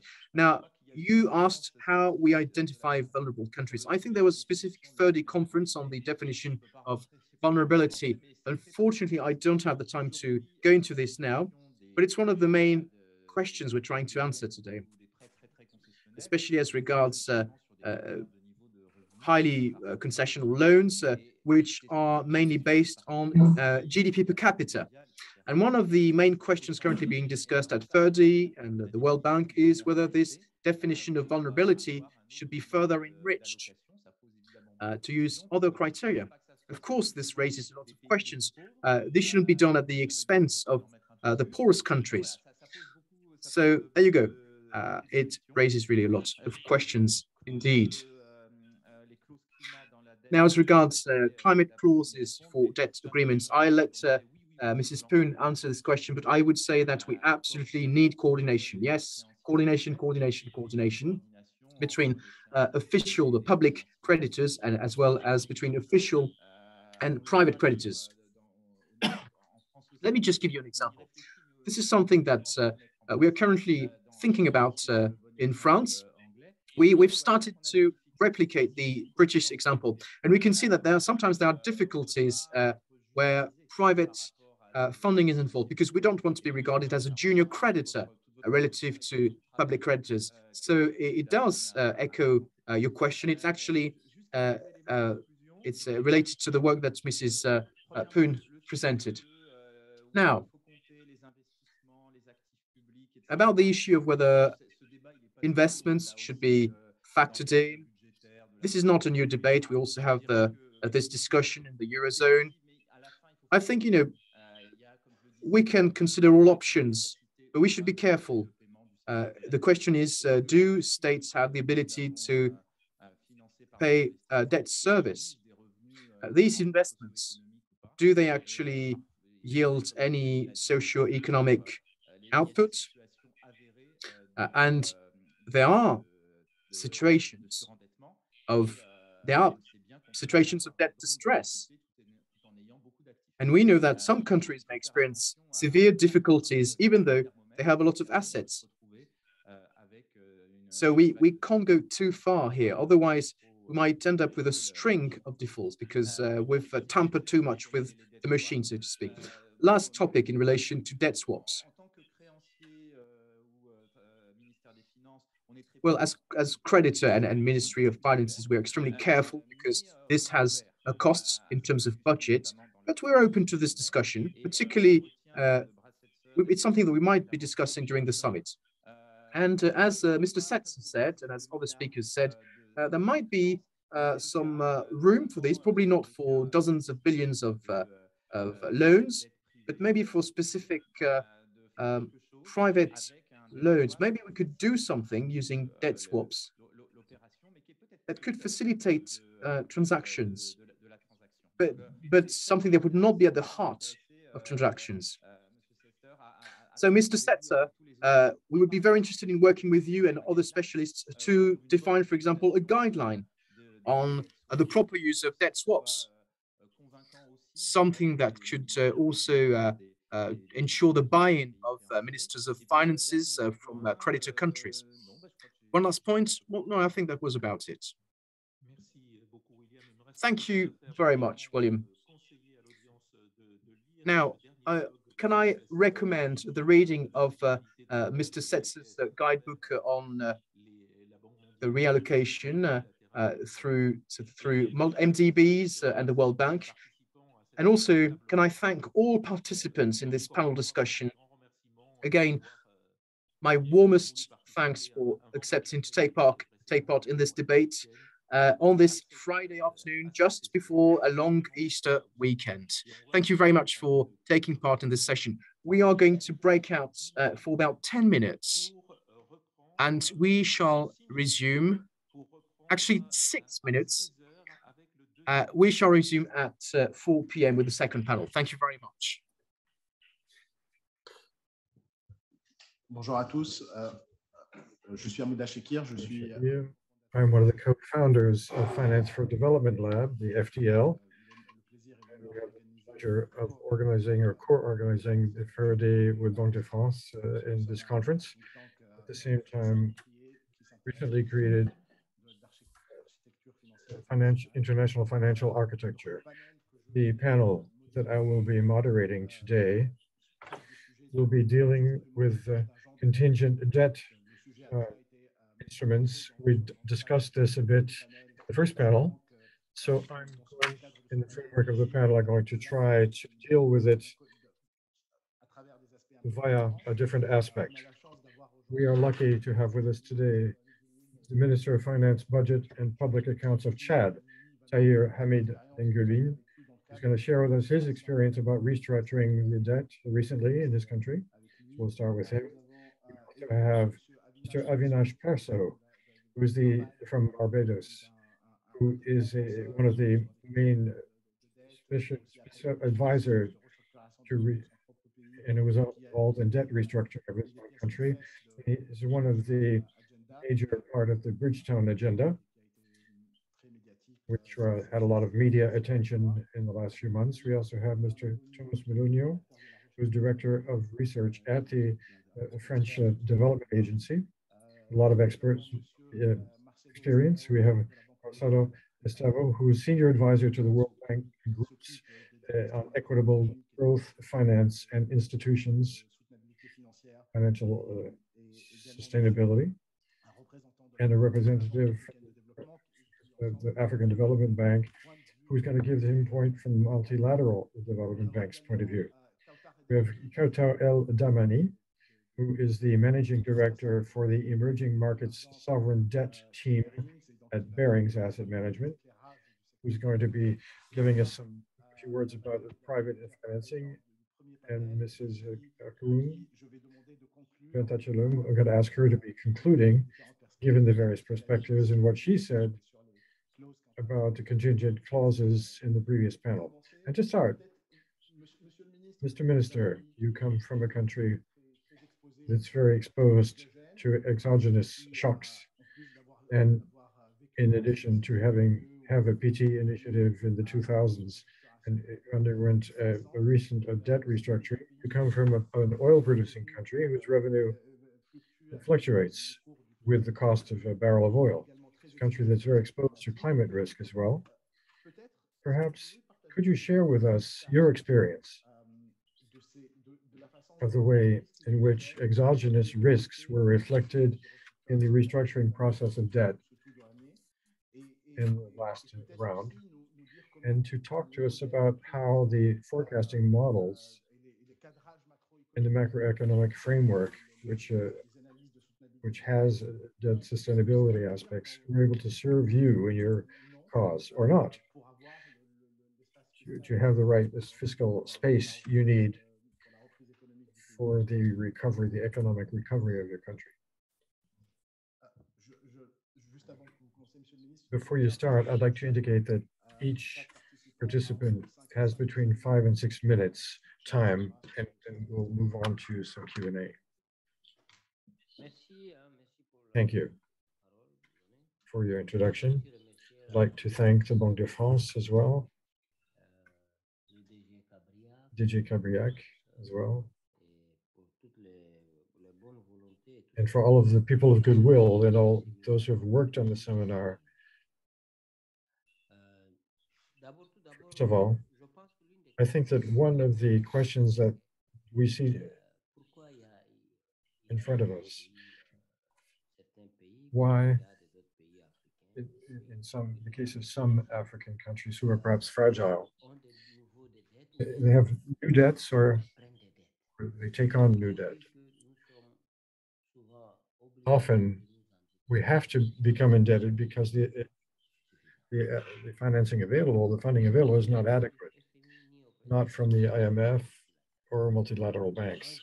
Generally speaking, in international financial institutions, funding is correlated with GDP. The richer you are, the more money you can borrow. And that's maybe we need to have a different approach. Sometimes rich countries almost don't need funding. That's why there are debts that kind of hang around and there's available cash that's not mobilized. And since the Paris conference 2 years ago, with the support of some countries and developed nations, African nations are fighting to be able to obtain funding from international banks or multilateral banks to have that funding be available to us. There's a real need for funding in our countries that are undergoing various shocks, where the poverty is more rampant than elsewhere. But sometimes the funding is just not available. So they wind up, once again, getting further in debt under conditions that are not tenable. Insofar as our case is concerned, the last treatment of our debt was kind of subsequent or the logical to what we did in 98 in 98. Due to the collapse of the cost of oil, as was the case of many CEMA countries, we had a significant decrease in income, which impacted our reserves. We had to take measures, austerity measures. The government reduced salaries of civil servants by half, and they suspended many investments. At the same time, we had to renegotiate our debt with our major financial lenders. And the debt rate was very high. And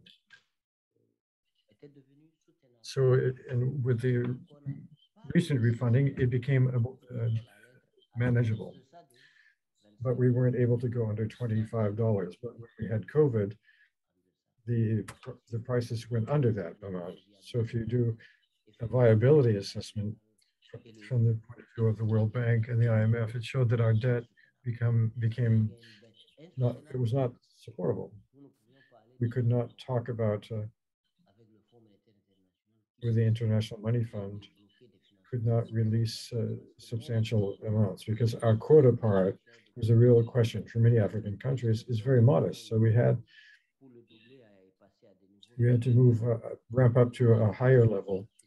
So it has to be sustainable. So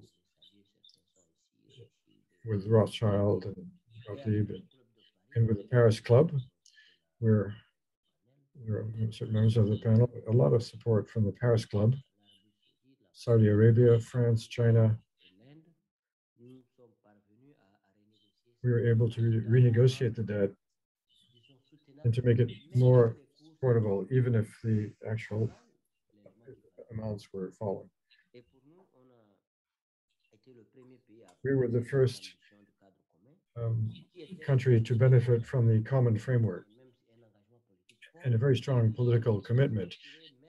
But we had to set up, design this and negotiate so that everybody could agree. Private creditors and public creditors and the World Bank and the interested parties, so that everyone should agree on a model that could work. And in 2 years, almost 2 years it took us, but we did succeed. I think we could do it faster. We have 2 minutes in your remaining. So as to what followed, we need, or what is to follow, I think that we need, the government needs to be able to go faster. And the question arises about what comes afterwards. We hope to benefit from new mechanisms that are being set up in the framework of the IMF, but that there will be multilateral banks involved. And we hope to can review the quotas allotted to African countries in terms of the IMF and the World Bank. We have very low quotas. And if these quotas are not reviewed, with all the needs that we have, we're very exposed to climate change. And some of us risk winding up constrained because of the funding.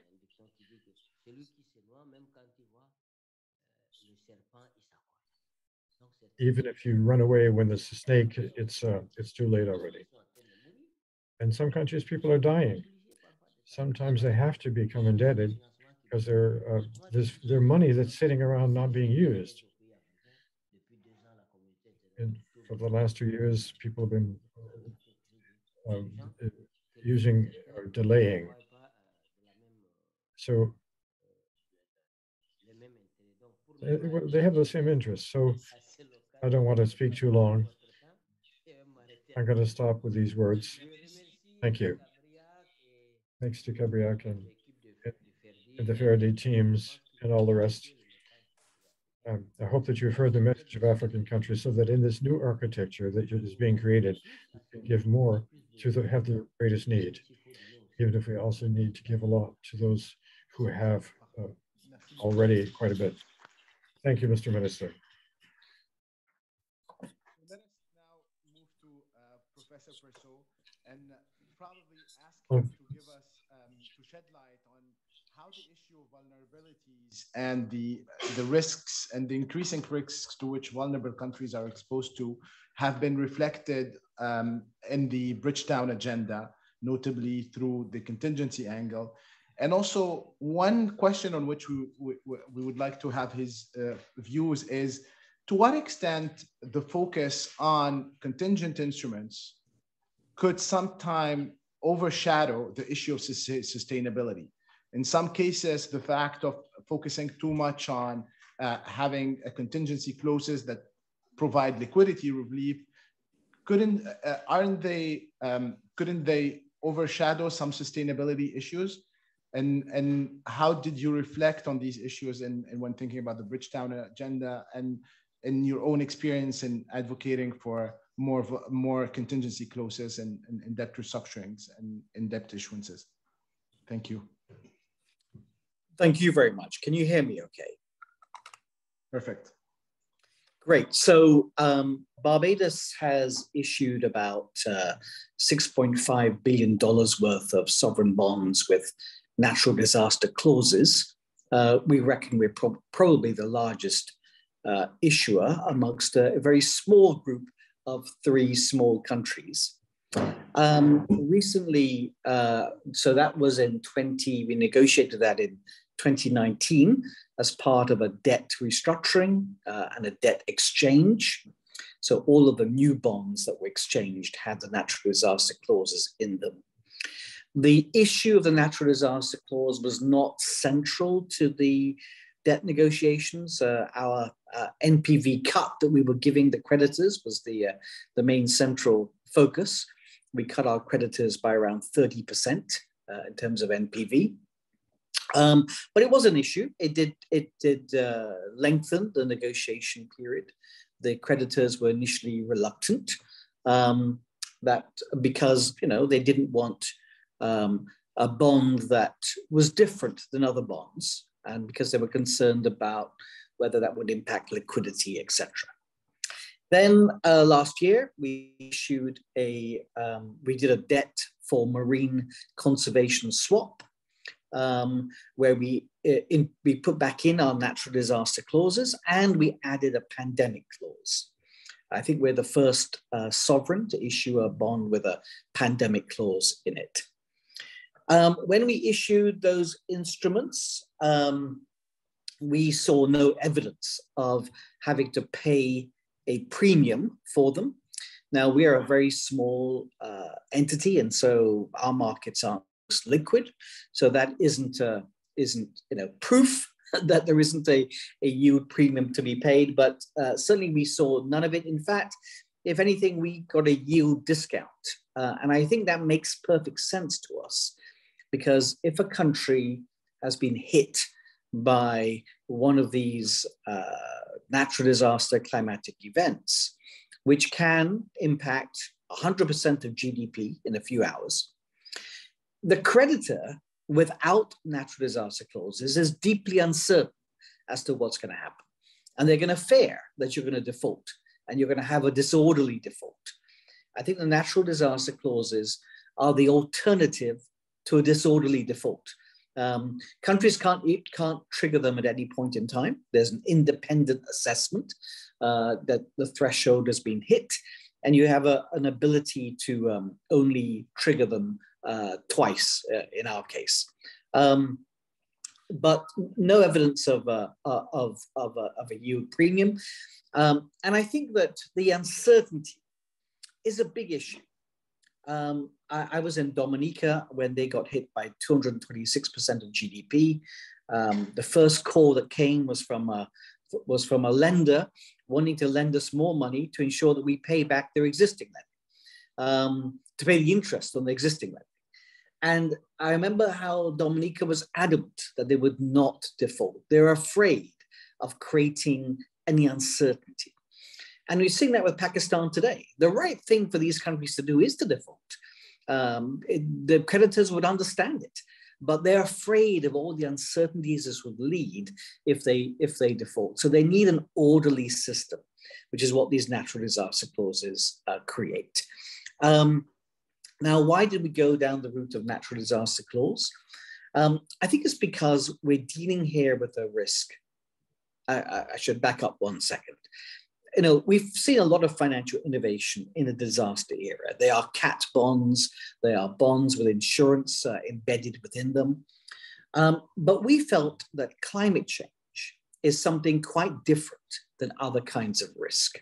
It's different than earthquake risk, different than volcanic risk, different than tsunami risk, because climate change is an uninsurable event. It is a rising risk with increasing certainty and rising correlation. Imagine you approach somebody and said, "Can I join your risk pool? I've got climate risk." And nobody's going to want you. What's an insurable kind of risk is a risk where we have a steady risk. We don't know about the timing. It's uncertain, but it's a steady risk and it's uncorrelated. We're finding correlations with things we never imagined. Climate change has been correlated with sargassum.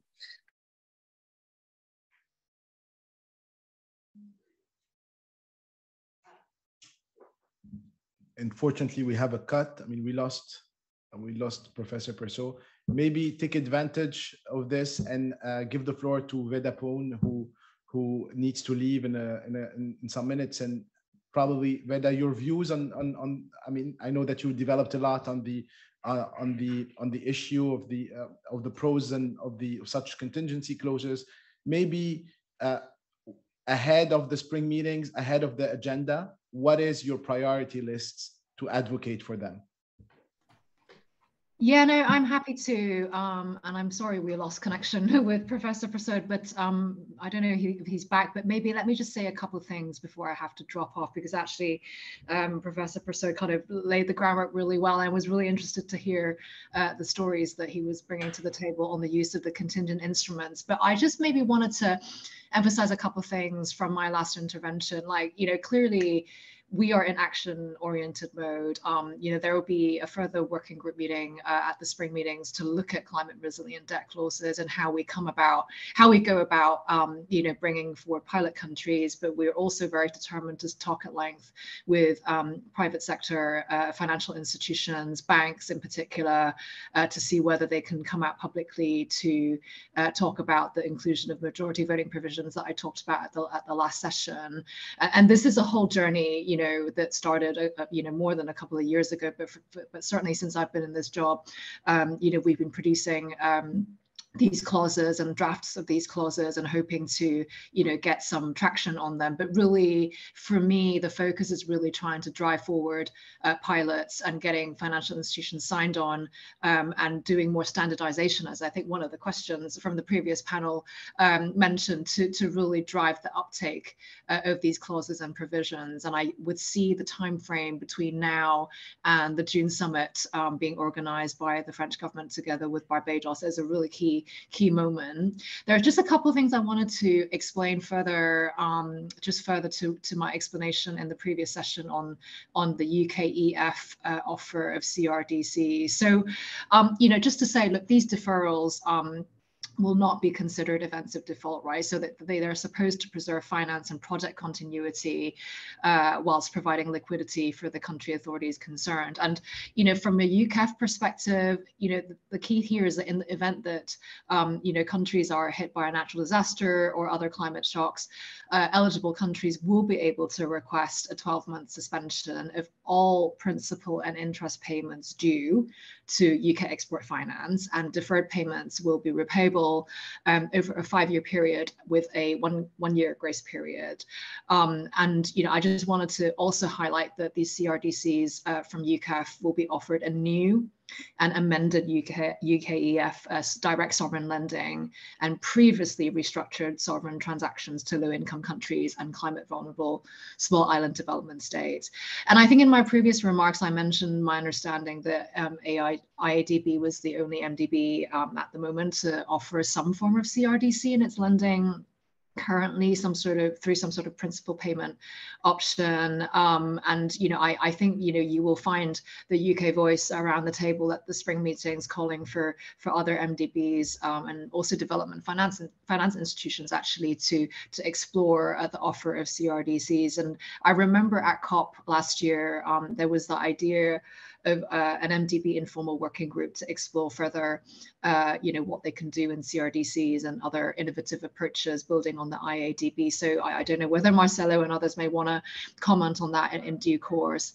The final thing I just wanted to mention is on majority voting provisions, which, you know, I know isn't necessarily a focus of this discussion, but you know, ultimately, again, to the point that the questioner made in the first panel about standardization, you know, we would really like these clauses to become the industry standard. And again, we issued a template for them last summer, last autumn. And, you know, we really hope for the MVPs to be included in any medium to long-term sovereign loan agreements from any credit provider.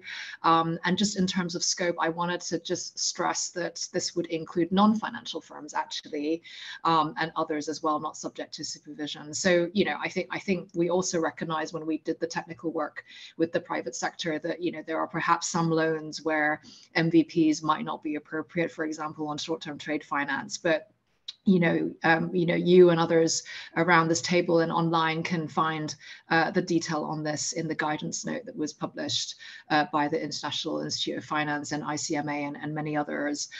So, you know, I think to sum up, it's a bit of an ongoing process of socialization, but again, taking the cue from the Mauritius finance minister in the first panel, we really have to act now.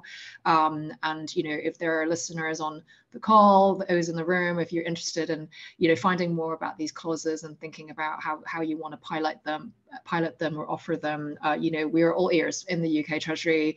I'll be at the spring meeting, so drop me a line because we really want to have uptake really clearly going up the scale when we meet the June summit at the end of June. Thanks a lot.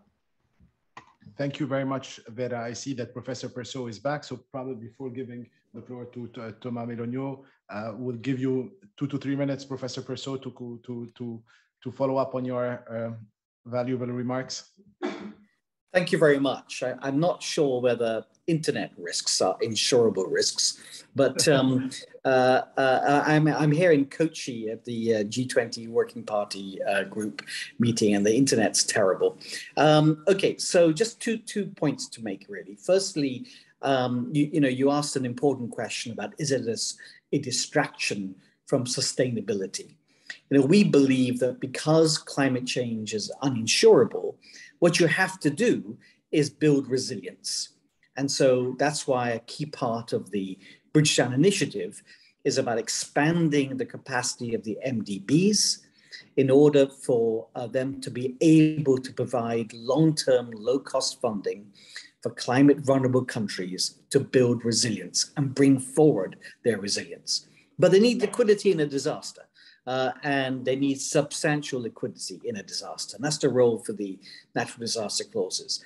I think I'll end with 2 points. What are the essential components of these natural disaster clauses? I mean, what Veda's doing is absolutely essential. And we're very appreciative of her efforts. We want this to be normalized in the marketplace. We want people to realize there's no cost. There may even be benefits to them. And as a result, developing countries who are vulnerable begin to issue them normally in their bonds. We think it would change the global financial system, make it much more shock absorbing. 2 essential things: they've got to be NPV neutral. They're not going to be a bet on climate change. If they're a bet on climate change, investors will start to depart. They may be there today, they won't be there tomorrow. And secondly, there's got to be independence in the trigger being triggered and mechanistic that money gets sent when the trigger is hit. You know, we have a lot of contingent credit lines with the World Bank, with the IMF, with the IDB, and the challenge is they're a bit clunky. You've got to approve, you've got to apply. There's a set of conditionality. We like the idea of independence and mechanistic, and we think that if they become if Veda is successful and they become the industry standard, and we think this will actually transform the financial system in no other way. Maybe one other point: what happens if everybody does have them? We say, you know, $1 trillion of extra liquidity. But who's on the other side of this? Well, I think that actually there are natural players on the other side. Imagine you're a life insurer, always looking for extending the maturity of your liabilities. You may want to buy the clause from a bank who doesn't have that long-term liquidity. And so I think that actually there's no problem with the market being to one side of this. There are people who are naturally on the other side if someone didn't want to have that liability. And remember, they're NPV neutral. Thank you. Thank you, Professor Persaud. Thomas, avant de donner la parole au pôle des représentants des banques multilatérales de développement et au secteur privé. Before handing over, I would like to have your opinion on two points. The first of which has to do with liquidity against sustainability and the experience of the AFD. What's your feedback from the field? Thank you. Thank you very much, and hi everyone. Maybe we could start the presentation. Yeah, we would indicate the presentation that I'm going to be presenting to you, subsequent to an article that we wrote by colleagues Remerio and Jean-Marie Naudet, who are looking into the changes in development and integration of climate issues.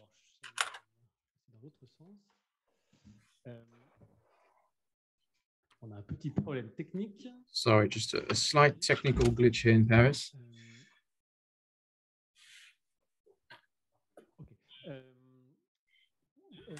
So it's a paper on the ODA at the age of consequences, taking stock of the fact that the consequences of climate change, loss and damage, are now highly visible.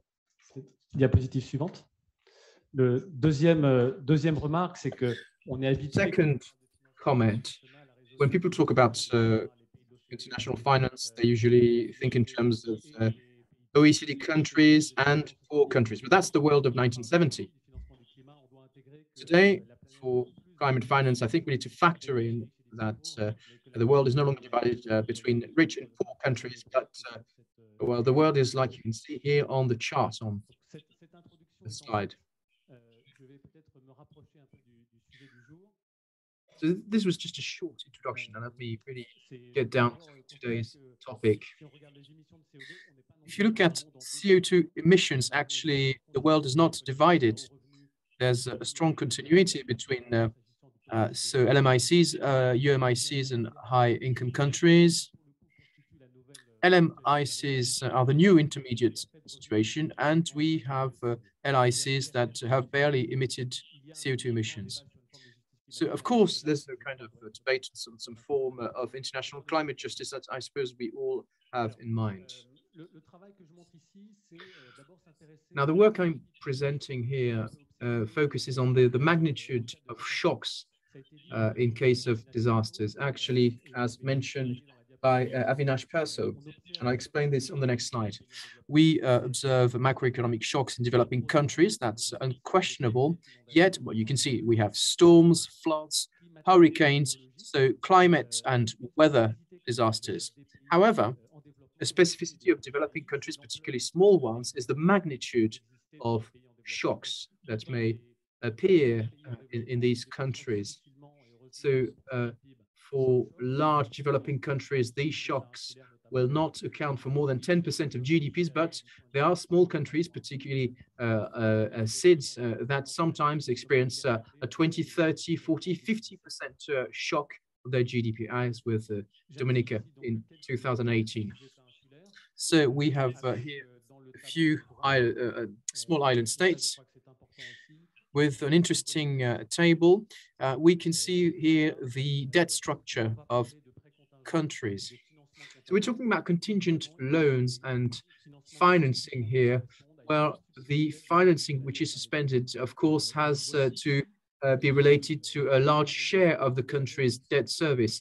So, for example, we have countries that work mainly with the Paris Club's creditors. It's light pink, but actually these creditors very rarely account for more than 1 or 2% of public debt. However, you can see the importance of the large share of creditors for countries like Jamaica, for example, and also the large share of G20 countries. So when we talk about contingent debt, there's no point working without private and multilateral creditors, as mentioned by Mrs. Spoon and Mr. Perso. So I can only confirm what they've said, and I just wanted to give you an example. Now, here are a few spread tables that I extracted a few days ago. It's just to show the spread of financing costs in developing countries. You can see the COVID shock on countries like South Africa, Costa Rica, Kenya, Nigeria, Gabon, or also Jordan. Why this reminder? Because the evolution of spreads in developing countries is much more brutal than in developed countries. For example, if there's a disaster, climate disaster, all countries that will have to turn to financial markets and will have to pay twice for this disaster, the direct effects of the disaster, and they will have to pay for a second time by running up debt for which rates will be, well, you can see it here with COVID, but you could look at the situation for Nigeria, Gabon. You can have rates that may go up by 500, 600 base points. So, of course, a state that take out debt 10 or 20% of debt, which is the equivalent of 10 or 20% of its GDP, with a rise of 500 base points, this is disaster. We don't see any equivalents in developed countries, mainly thanks to the role of central banks. However, this remains a fundamental issue for developing countries that may sustain larger climate shocks, but also because their financing terms are different. Now, some information about the AFD's experience in counter-cyclical loans. Mr. Perso talked about bond issues with contingent provisions. I'll give you some information about loans that we experimented with at the AFD. It's something that we started in 2007, and actually this one goes out to our friends of FERDI. So the idea was to take into account macroeconomic shocks, especially in the fluctuations of commodity prices. I'll illustrate this later. And so we tried to use our concessional loan offer, so 30-year loans with a 1% interest. So these are loans that are similar to the World Bank's. So what did we do at the time? Instead of having a 10-year grace period, which actually in passing can also cause a number of problems. So we retained an initial grace period of 5 years, then a changeable, a variable grace period of 5 years. I'm just describing the highly concessional counter-cyclical loans that AFD committed between 2007 and just until 2016, whereby instead of a 10-year grace period, we had a 5-year initial grace period plus a floating grace period and an option for a 6-year actually. So there were triggers to benefit from this grace period. The floating grace period was actually positioned at the end of the maturity and was front-loaded in case of either a disaster, but the trigger here was a drop in exports. And as you just said, Avinash, we had chosen to have a purely automatic, mechanistic, pre-negotiated trigger so that there is absolutely no negotiation time when there is a particular event. In that case, we had mostly cotton exporting countries interested in smoothing the debt service when they were hit by a drop in cotton prices worldwide. Je vais passer à la diapositive suivante. Let me move on to the next slide, just to illustrate the type of countries for which we introduced this highly concessional, very concessional soft loans: Burkina Faso, Senegal several times, Mozambique, Tanzania, and Mali. This is not confidential information, but it's not entirely publicly available. Anyway, we issued 16 loans for a total amount of 345 million euros. Now, maybe a few lessons learned from this experience. Donc, quelques leçons apprises. At the time, AFD was too isolated. So we had done it, but only as a bilateral actor with too little coordination or support from other funders. So to say that, we are just, AFD was alone in doing contingent loans. And probably the June summit is an opportunity. We've heard Avinash and Veda plead for an extended version of such clauses, which would embark not only a few bilateral lenders here or there, but becoming sort of a market reference for private creditors and public creditors, being whether MDBs or bilaterals. So one of the lessons learned is that it's not really of much importance if one donor or funder representing less than 1% of GDP is suspending a clause. It must be really a collective action. La deuxième remarque, Second comment. The triggers for this provision were too conservative. Because so far we have not really used these clauses since the exports of the borrower countries actually went well.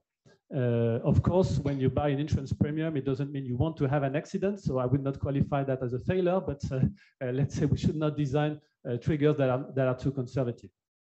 An important remark, and that's really jumping on the term sheet that the UK has circulated, is that big shocks often require more than 1 year of a repayment postponement.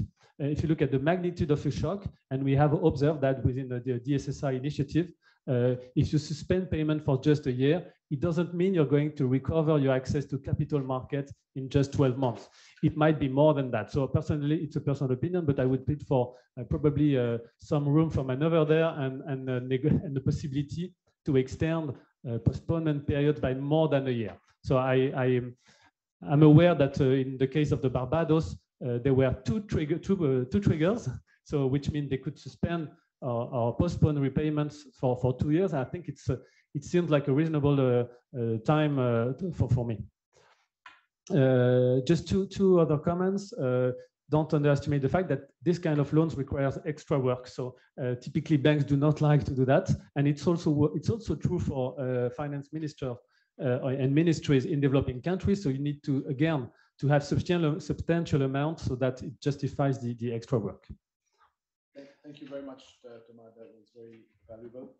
Let us now turn to the representative of the multilateral development banks of the World Bank and the FDB, and probably start with Mr. Marcelo Estevao, who's the senior advisor of the World Bank in charge of macroeconomic and sustainable finance issues.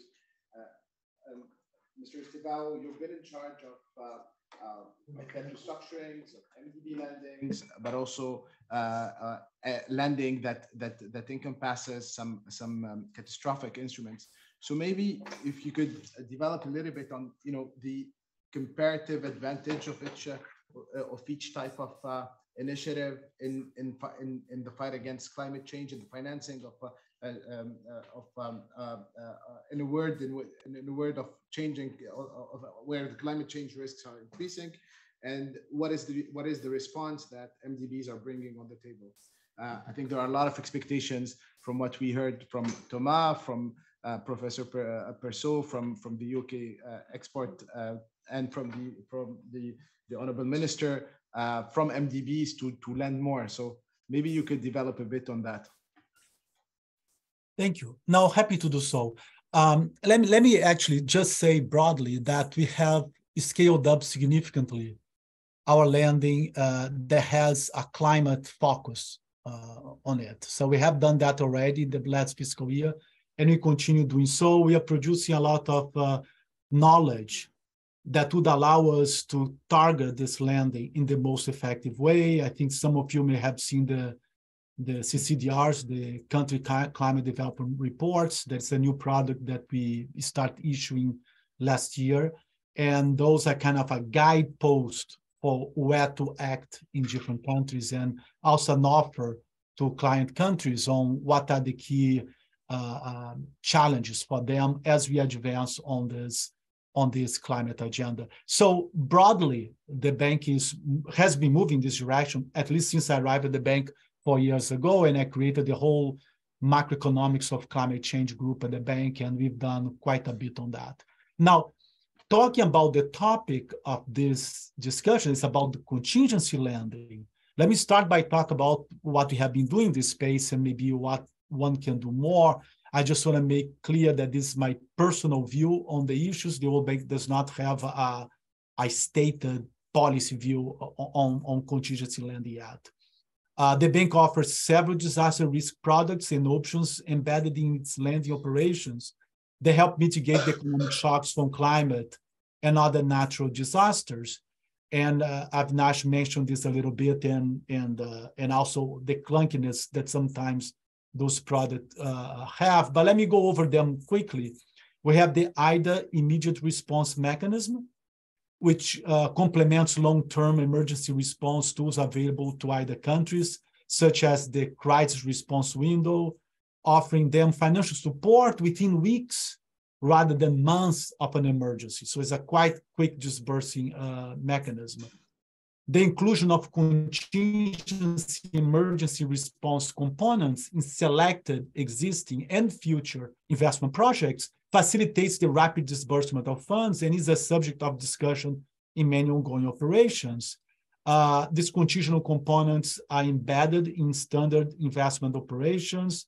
They strengthen a borrower's emergency preparedness and response, and they are normally prepared in advance of an emergency. So, so when the emergency happens, they can be dispersed more quickly. In the event of an emergency, contingency components are implemented following the rapid response procedures governed by some of our regulations.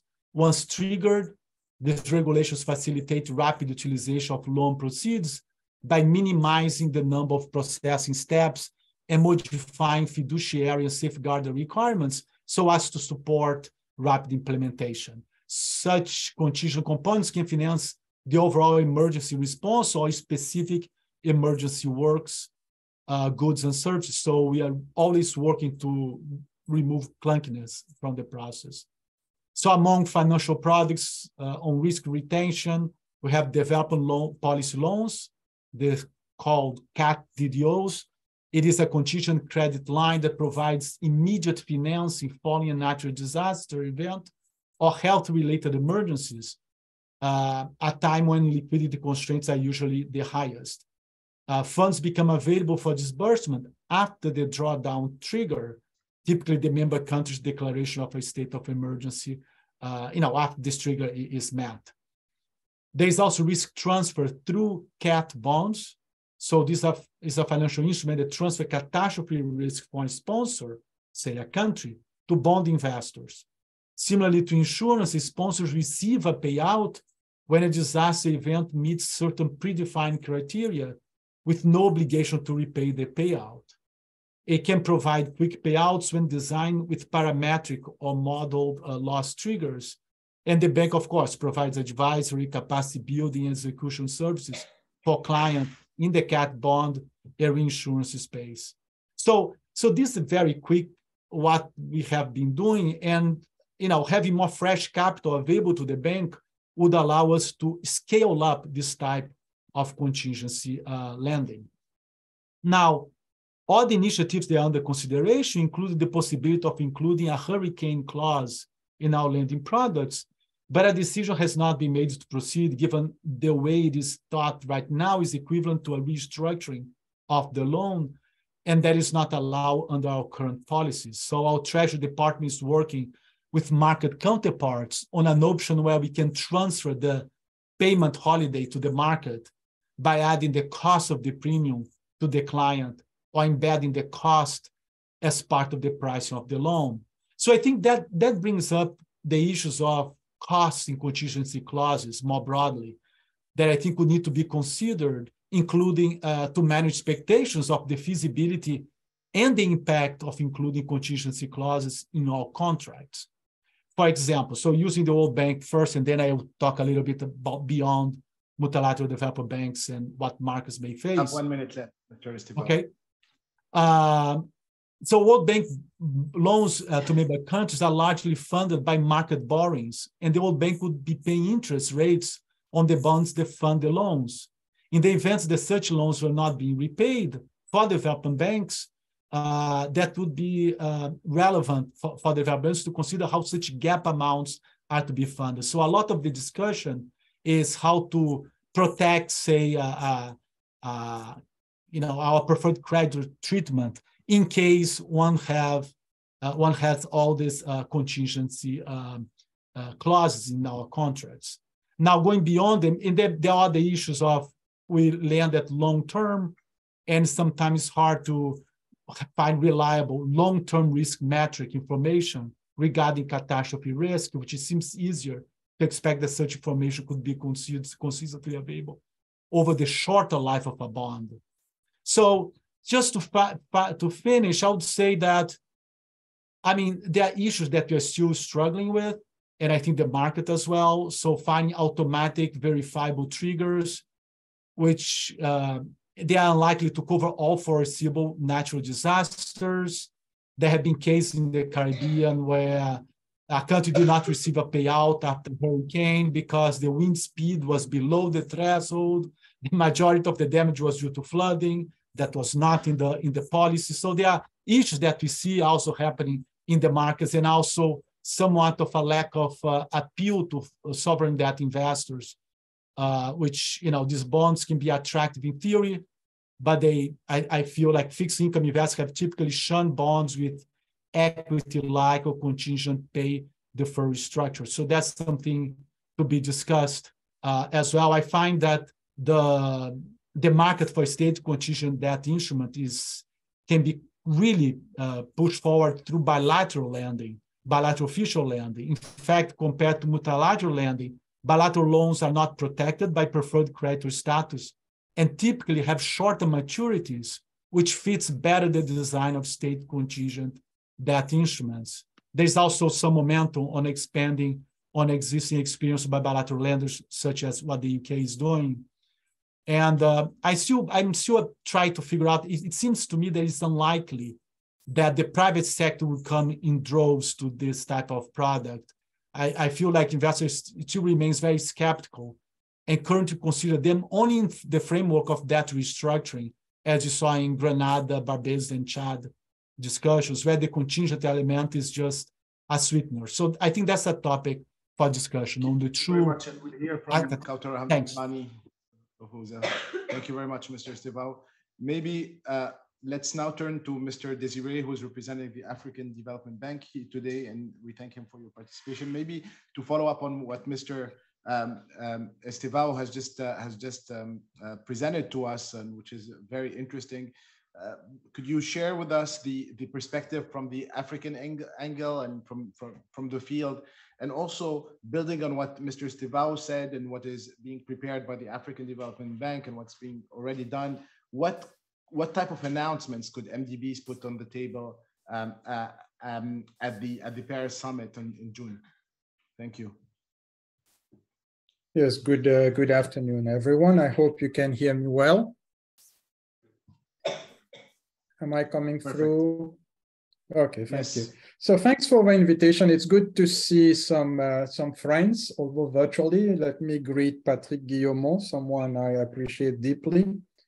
And thank you for the invitation. My name is Desiree Venkatachalam. I'm Director for Resource Mobilization and Partnerships at the African Development Bank, and speaking not on behalf of the bank, just like Marcello, speaking does not necessarily represent the bank, African Development Bank Group views.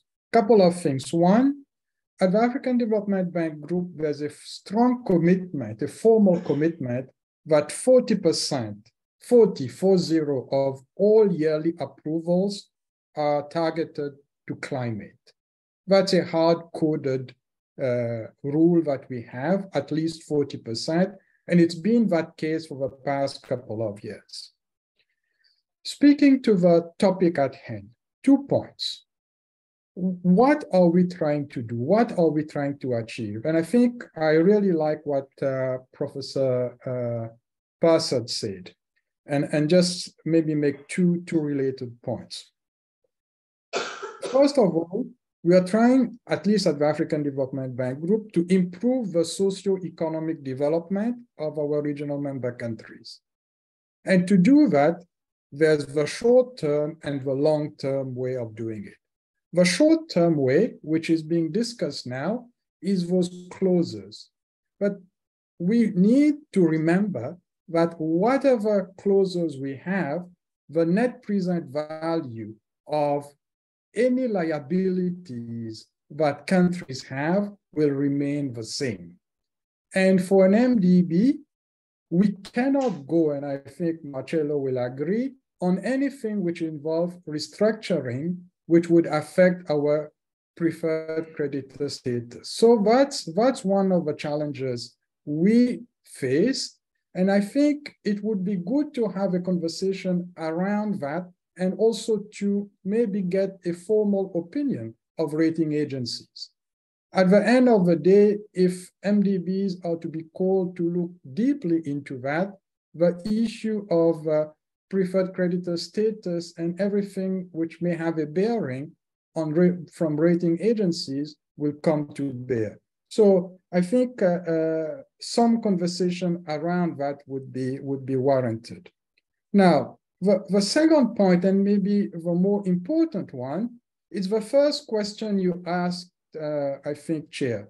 It is, what else can we do? And if you take the case of Chad, Chad has, and the minister is there, very little room to actually borrow. In the case of the African Development Bank Group, what we provide to Chad are mostly grants.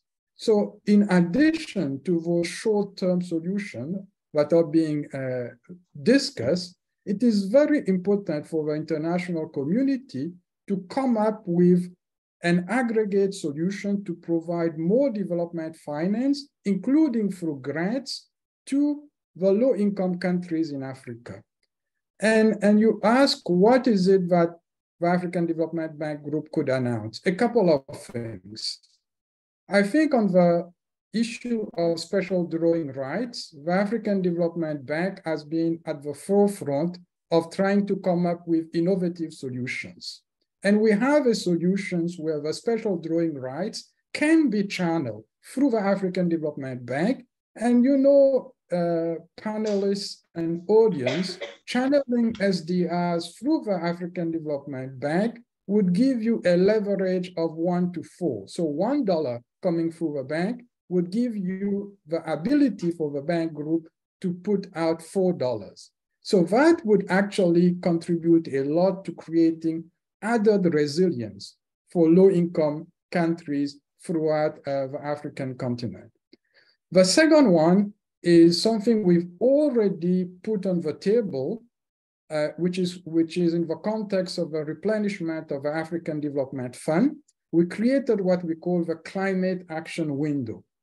And I want to thank already 4 countries which contributed to the Climate Action Window. These are the UK, which take a lead on that. Germany also contributed to that. Switzerland contributed. So we got $500 million for the Climate Action Window. And we are going to be organizing an event on the sideline of IMF World Bank Spring Meeting, targeting philanthropies to see if philanthropies can also contribute to the Climate Action Window. And that Climate Action Window can actually help the countries which cannot access the market. And I'll end with that maybe one statistic, Chair. When we are speaking of clauses for loans, and if you look, for instance, at the Eurobond market, and I think one of the first speakers said that, almost all African countries have been barred from accessing the Eurobond market. But more importantly, I was checking the statistic, and I'll end with that. Egypt issued an Eurobond this year at 11%. 11%.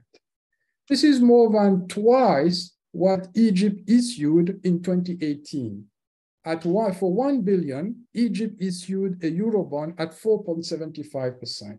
So just to summarize, looking at those catastrophic clauses is very good. We are willing and we want to work on that.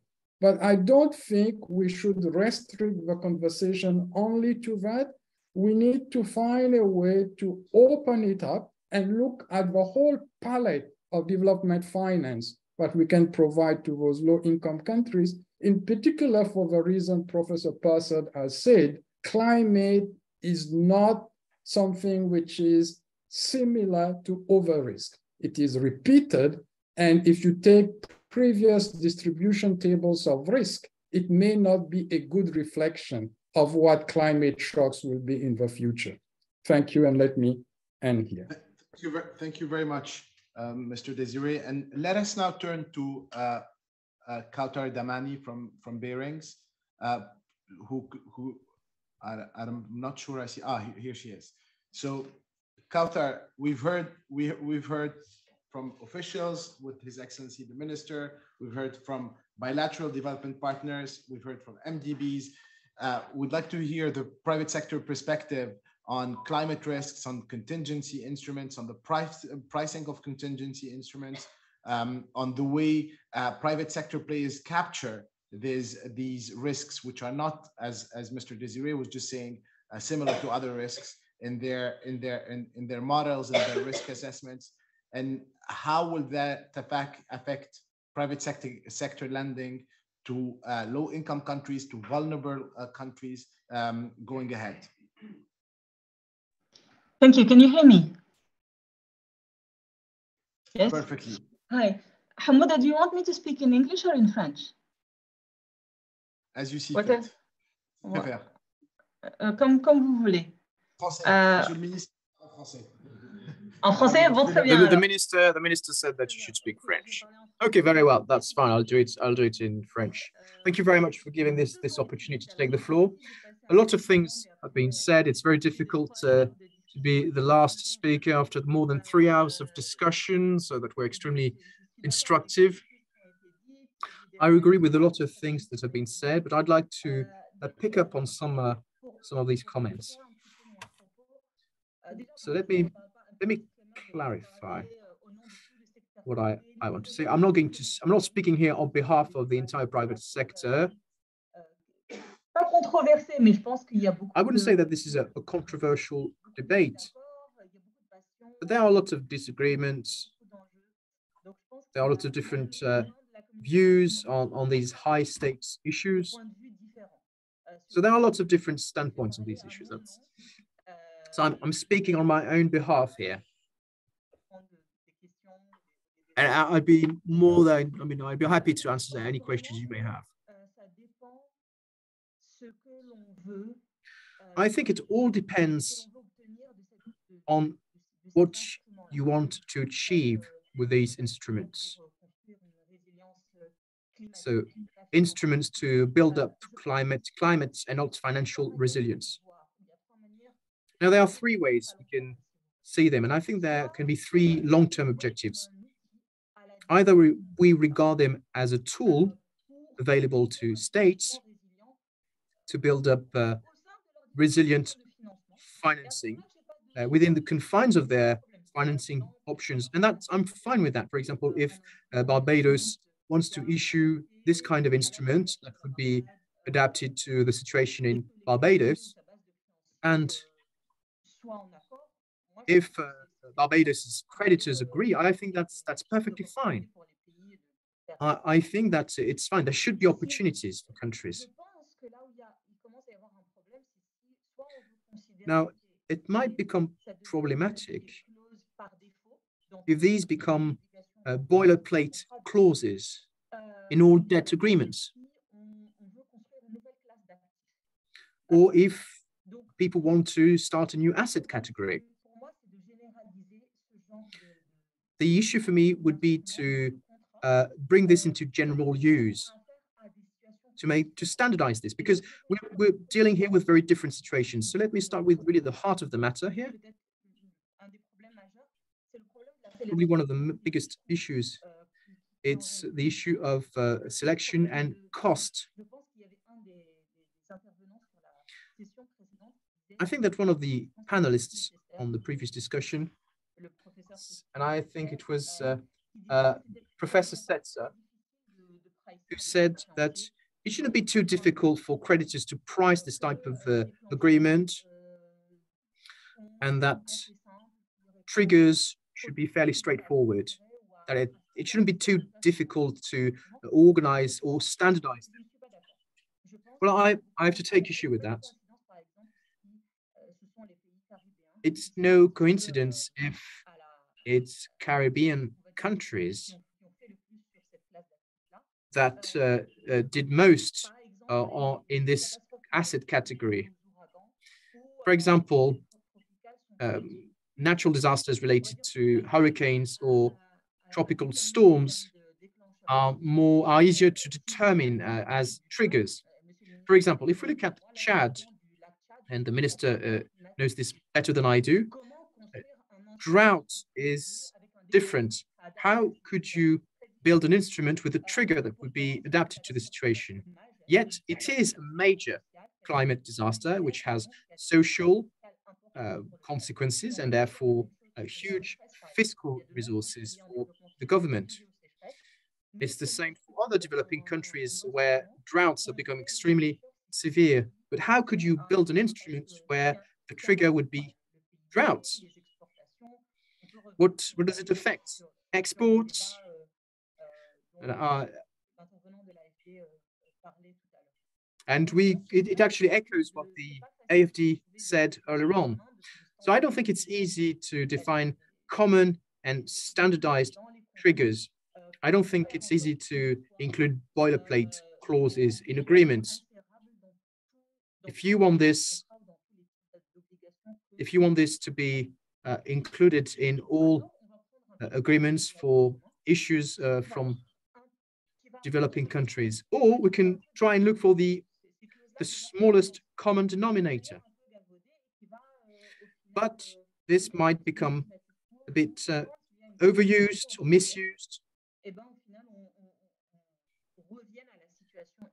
And at the end of the day, you may revert to the initial situation, countries that face huge problems default, and they have to discuss restructuring like is currently done with countries like, for example, Zambia.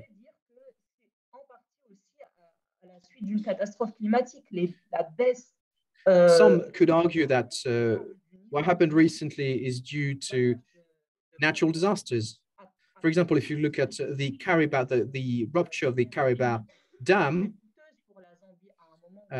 Zambia had to pay a lot to import energy. So this had severe macroeconomic consequences.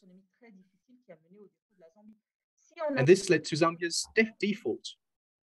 You have 1 minute left. 1 minute left. 1 minute left. Oh God, says the speaker.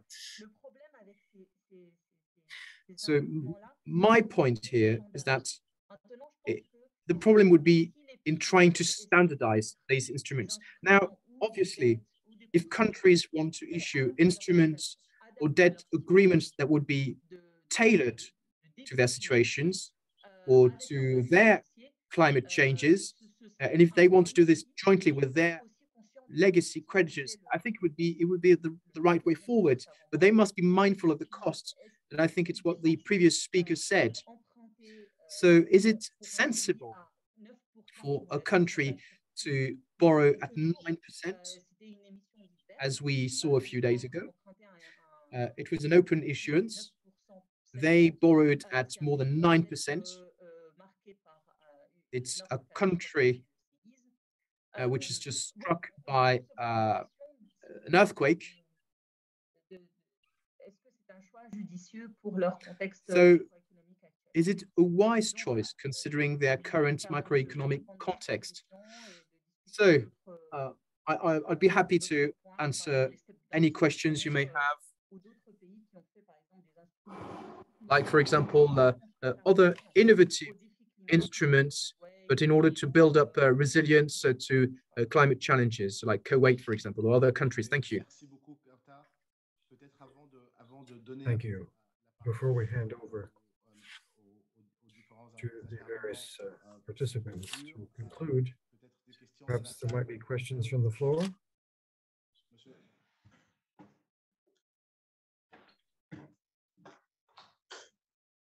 Bonjour, je m'appelle Mark Boland from London, and I cover the sovereign debt in many countries in Africa, including Chad. I have a question for the Minister of Chad. The Deputy PDG of the IMF recently visited Chad. And considering they're getting into negotiations with the government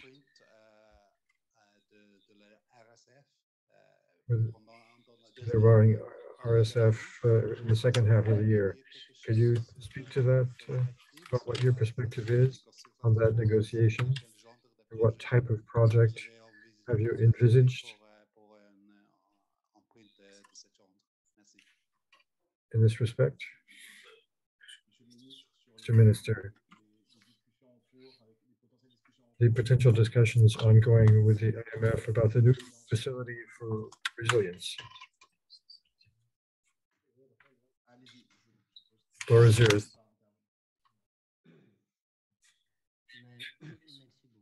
Thank you.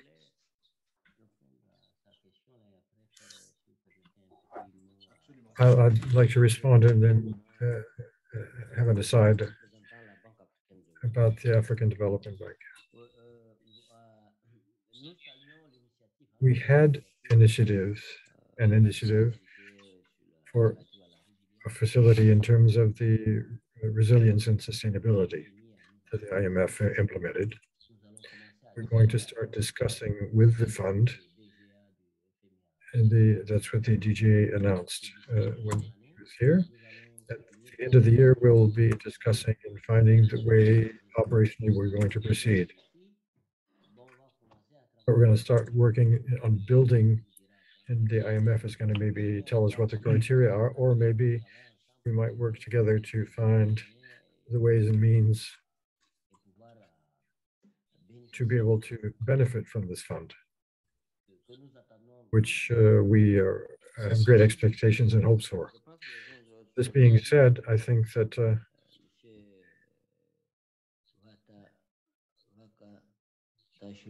Mr. Wakata from the African Development Bank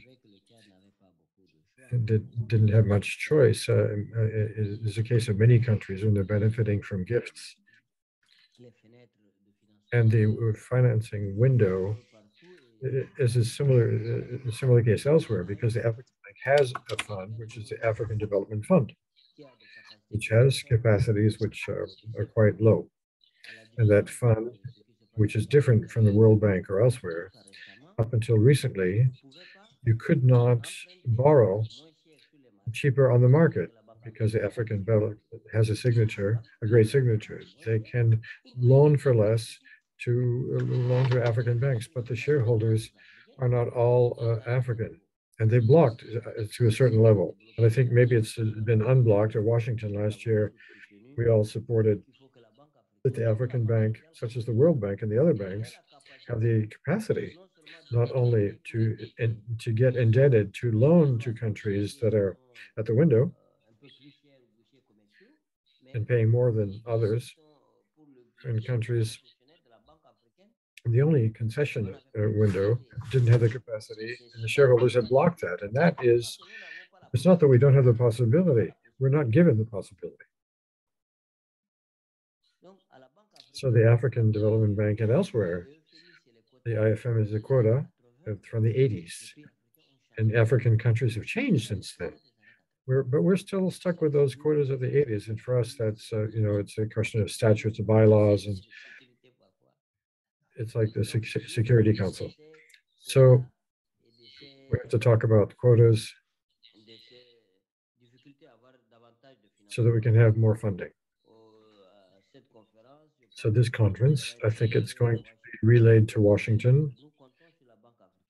And I think with France, it was a good thing to bring this initiative so that we can transform the DTS, which is not working with respect to countries that have immediate needs, to make that available and can serve states who are not lacking possibilities, as you said earlier. Thank you. Thank you, Mr. Minister. We have 5 minutes left. I'd like to ask each of our speakers to conclude in just 1 minute. In the same order, Professor Perceau. Thank you very much. I think I want to make 3 quick points. Firstly, the policy space for developing countries is narrow at best. Very seldom do we borrow money when we don't have to, and we're not pressed against a wall. And in a crisis event, your policy space gets even narrower. And that's why part of the objective of these clauses is to give you room, give you policy space automatically. In our case, it frees up about 18% of our GDP. And that kind of liquidity and space, no other instrument does. And it really is very important for us if we're in a crisis. When you're in a crisis, so many other things are a problem and a challenge.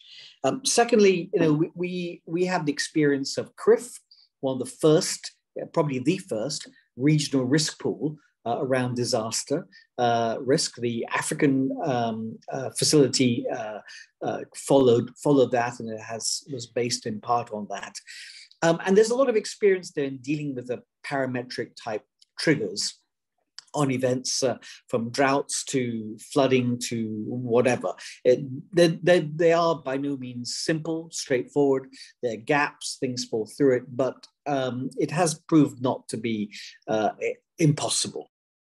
And then the final thing I'd say is I think this is really important for a landscape in which private creditors are so much more important than they used to be. I think this is important for private creditors and long-term debt because it solves a coordination problem when some disaster hits you. Imagine trying to go to all of your creditors when a disaster hits you and you've lost 100% of your GDP. These things are not simple. And so like collective action clauses, these help to deal with a coordination problem.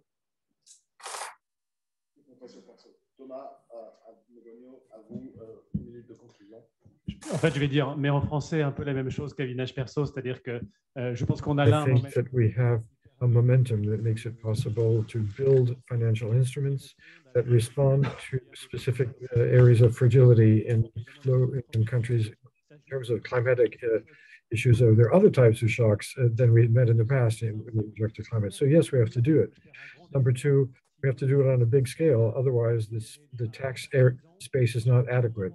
And three, we need to do it with adequate clauses so that things are absorbed. So my point is about coordinates and for significant amounts and said it be adequate to absorb the shock. And for the development banks such as AFD, this type of clause is possible to integrate. It's more work, but it's totally doable. And in fact, this can be part of the management of our grace periods and actually practices. A lot of people talk about extending maturity. That's possible as well. We already have instruments that enable us to absorb shocks in this particular vulnerability. Another question about structural issues is insurance. I think in the question of the shock, there's something important here that we need to take seriously.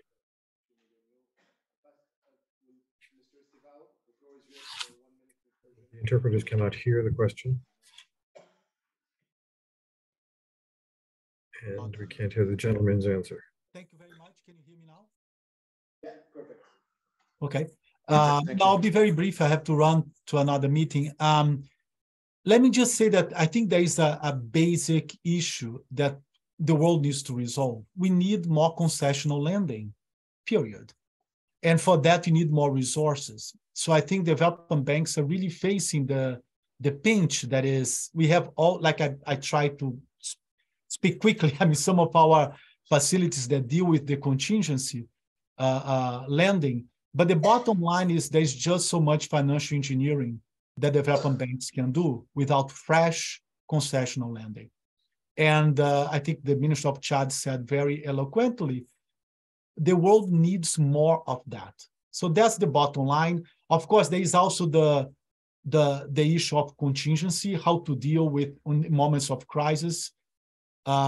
We all try to do the best we can. I think those contracts, if they're standardized, may be a way to go for some institutions. From the side of the development banks, we're always trying to deal with the fact that anything that we do in that arena has an impact on our capital, and how do we deal with that? So that's a discussion between the World Bank and its shareholders on how we can implement more contingency lending. But it's a technical issue and a political issue that needs to be solved. Thank you so much. I need to drop by now. Thanks so much. Mr. Venkatashulum, the floor is yours. Oui, merci, monsieur le modérateur. Je vais être bref. Thank you. I'm going to be brief. I fully agree with what was said by the Minister of Chad and my colleague from the World Bank. The priority is really to increase concessional funds. And I'd like to thank the Minister of Chad because what he said is just. Enabling the African Development Bank to go into the market would make it possible to increase the fund offering and the support that we need to make it possible for a part of the DTS to be channeled through development banks, specifically by the African Development Bank, which would increase the concessional funds available that all African countries could benefit from, with middle income and low income in Chad as well. So thank you for the support. The second point is just going to be an echo for what we've heard about climate change. If it becomes structural, we need at the same time to find instruments such as the ones we spoke about just now to get back to instruments that make it possible to reduce the vulnerability, the structural vulnerability, something that Mr. Guillermo and his team have worked on for a very long time.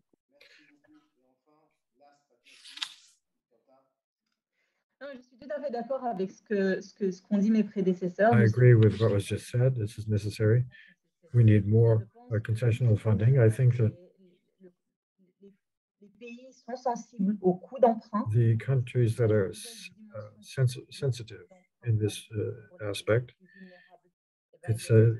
and for more vulnerable countries, we need to have more discussions than for others to face up to these climatic difficulties. And I'd also say that there's a whole source of funding which could be mobilized via other issuing countries, i.e. ESG funding, or bankable projects in developing nations to build their resilience. Facing these challenges at a more reasonable cost when they're confronted for this type of catastrophe in more fragile countries. So I think we have to have an optimized cost for this type of loan. I think this is in a common interest for this. Thank you very much. Thank you all. Thanks to all of our panel participants. It was a pleasure for me to moderate this session and have this wide variety of points of view. I think it's an important discussion that we needed to have. Thank you to all.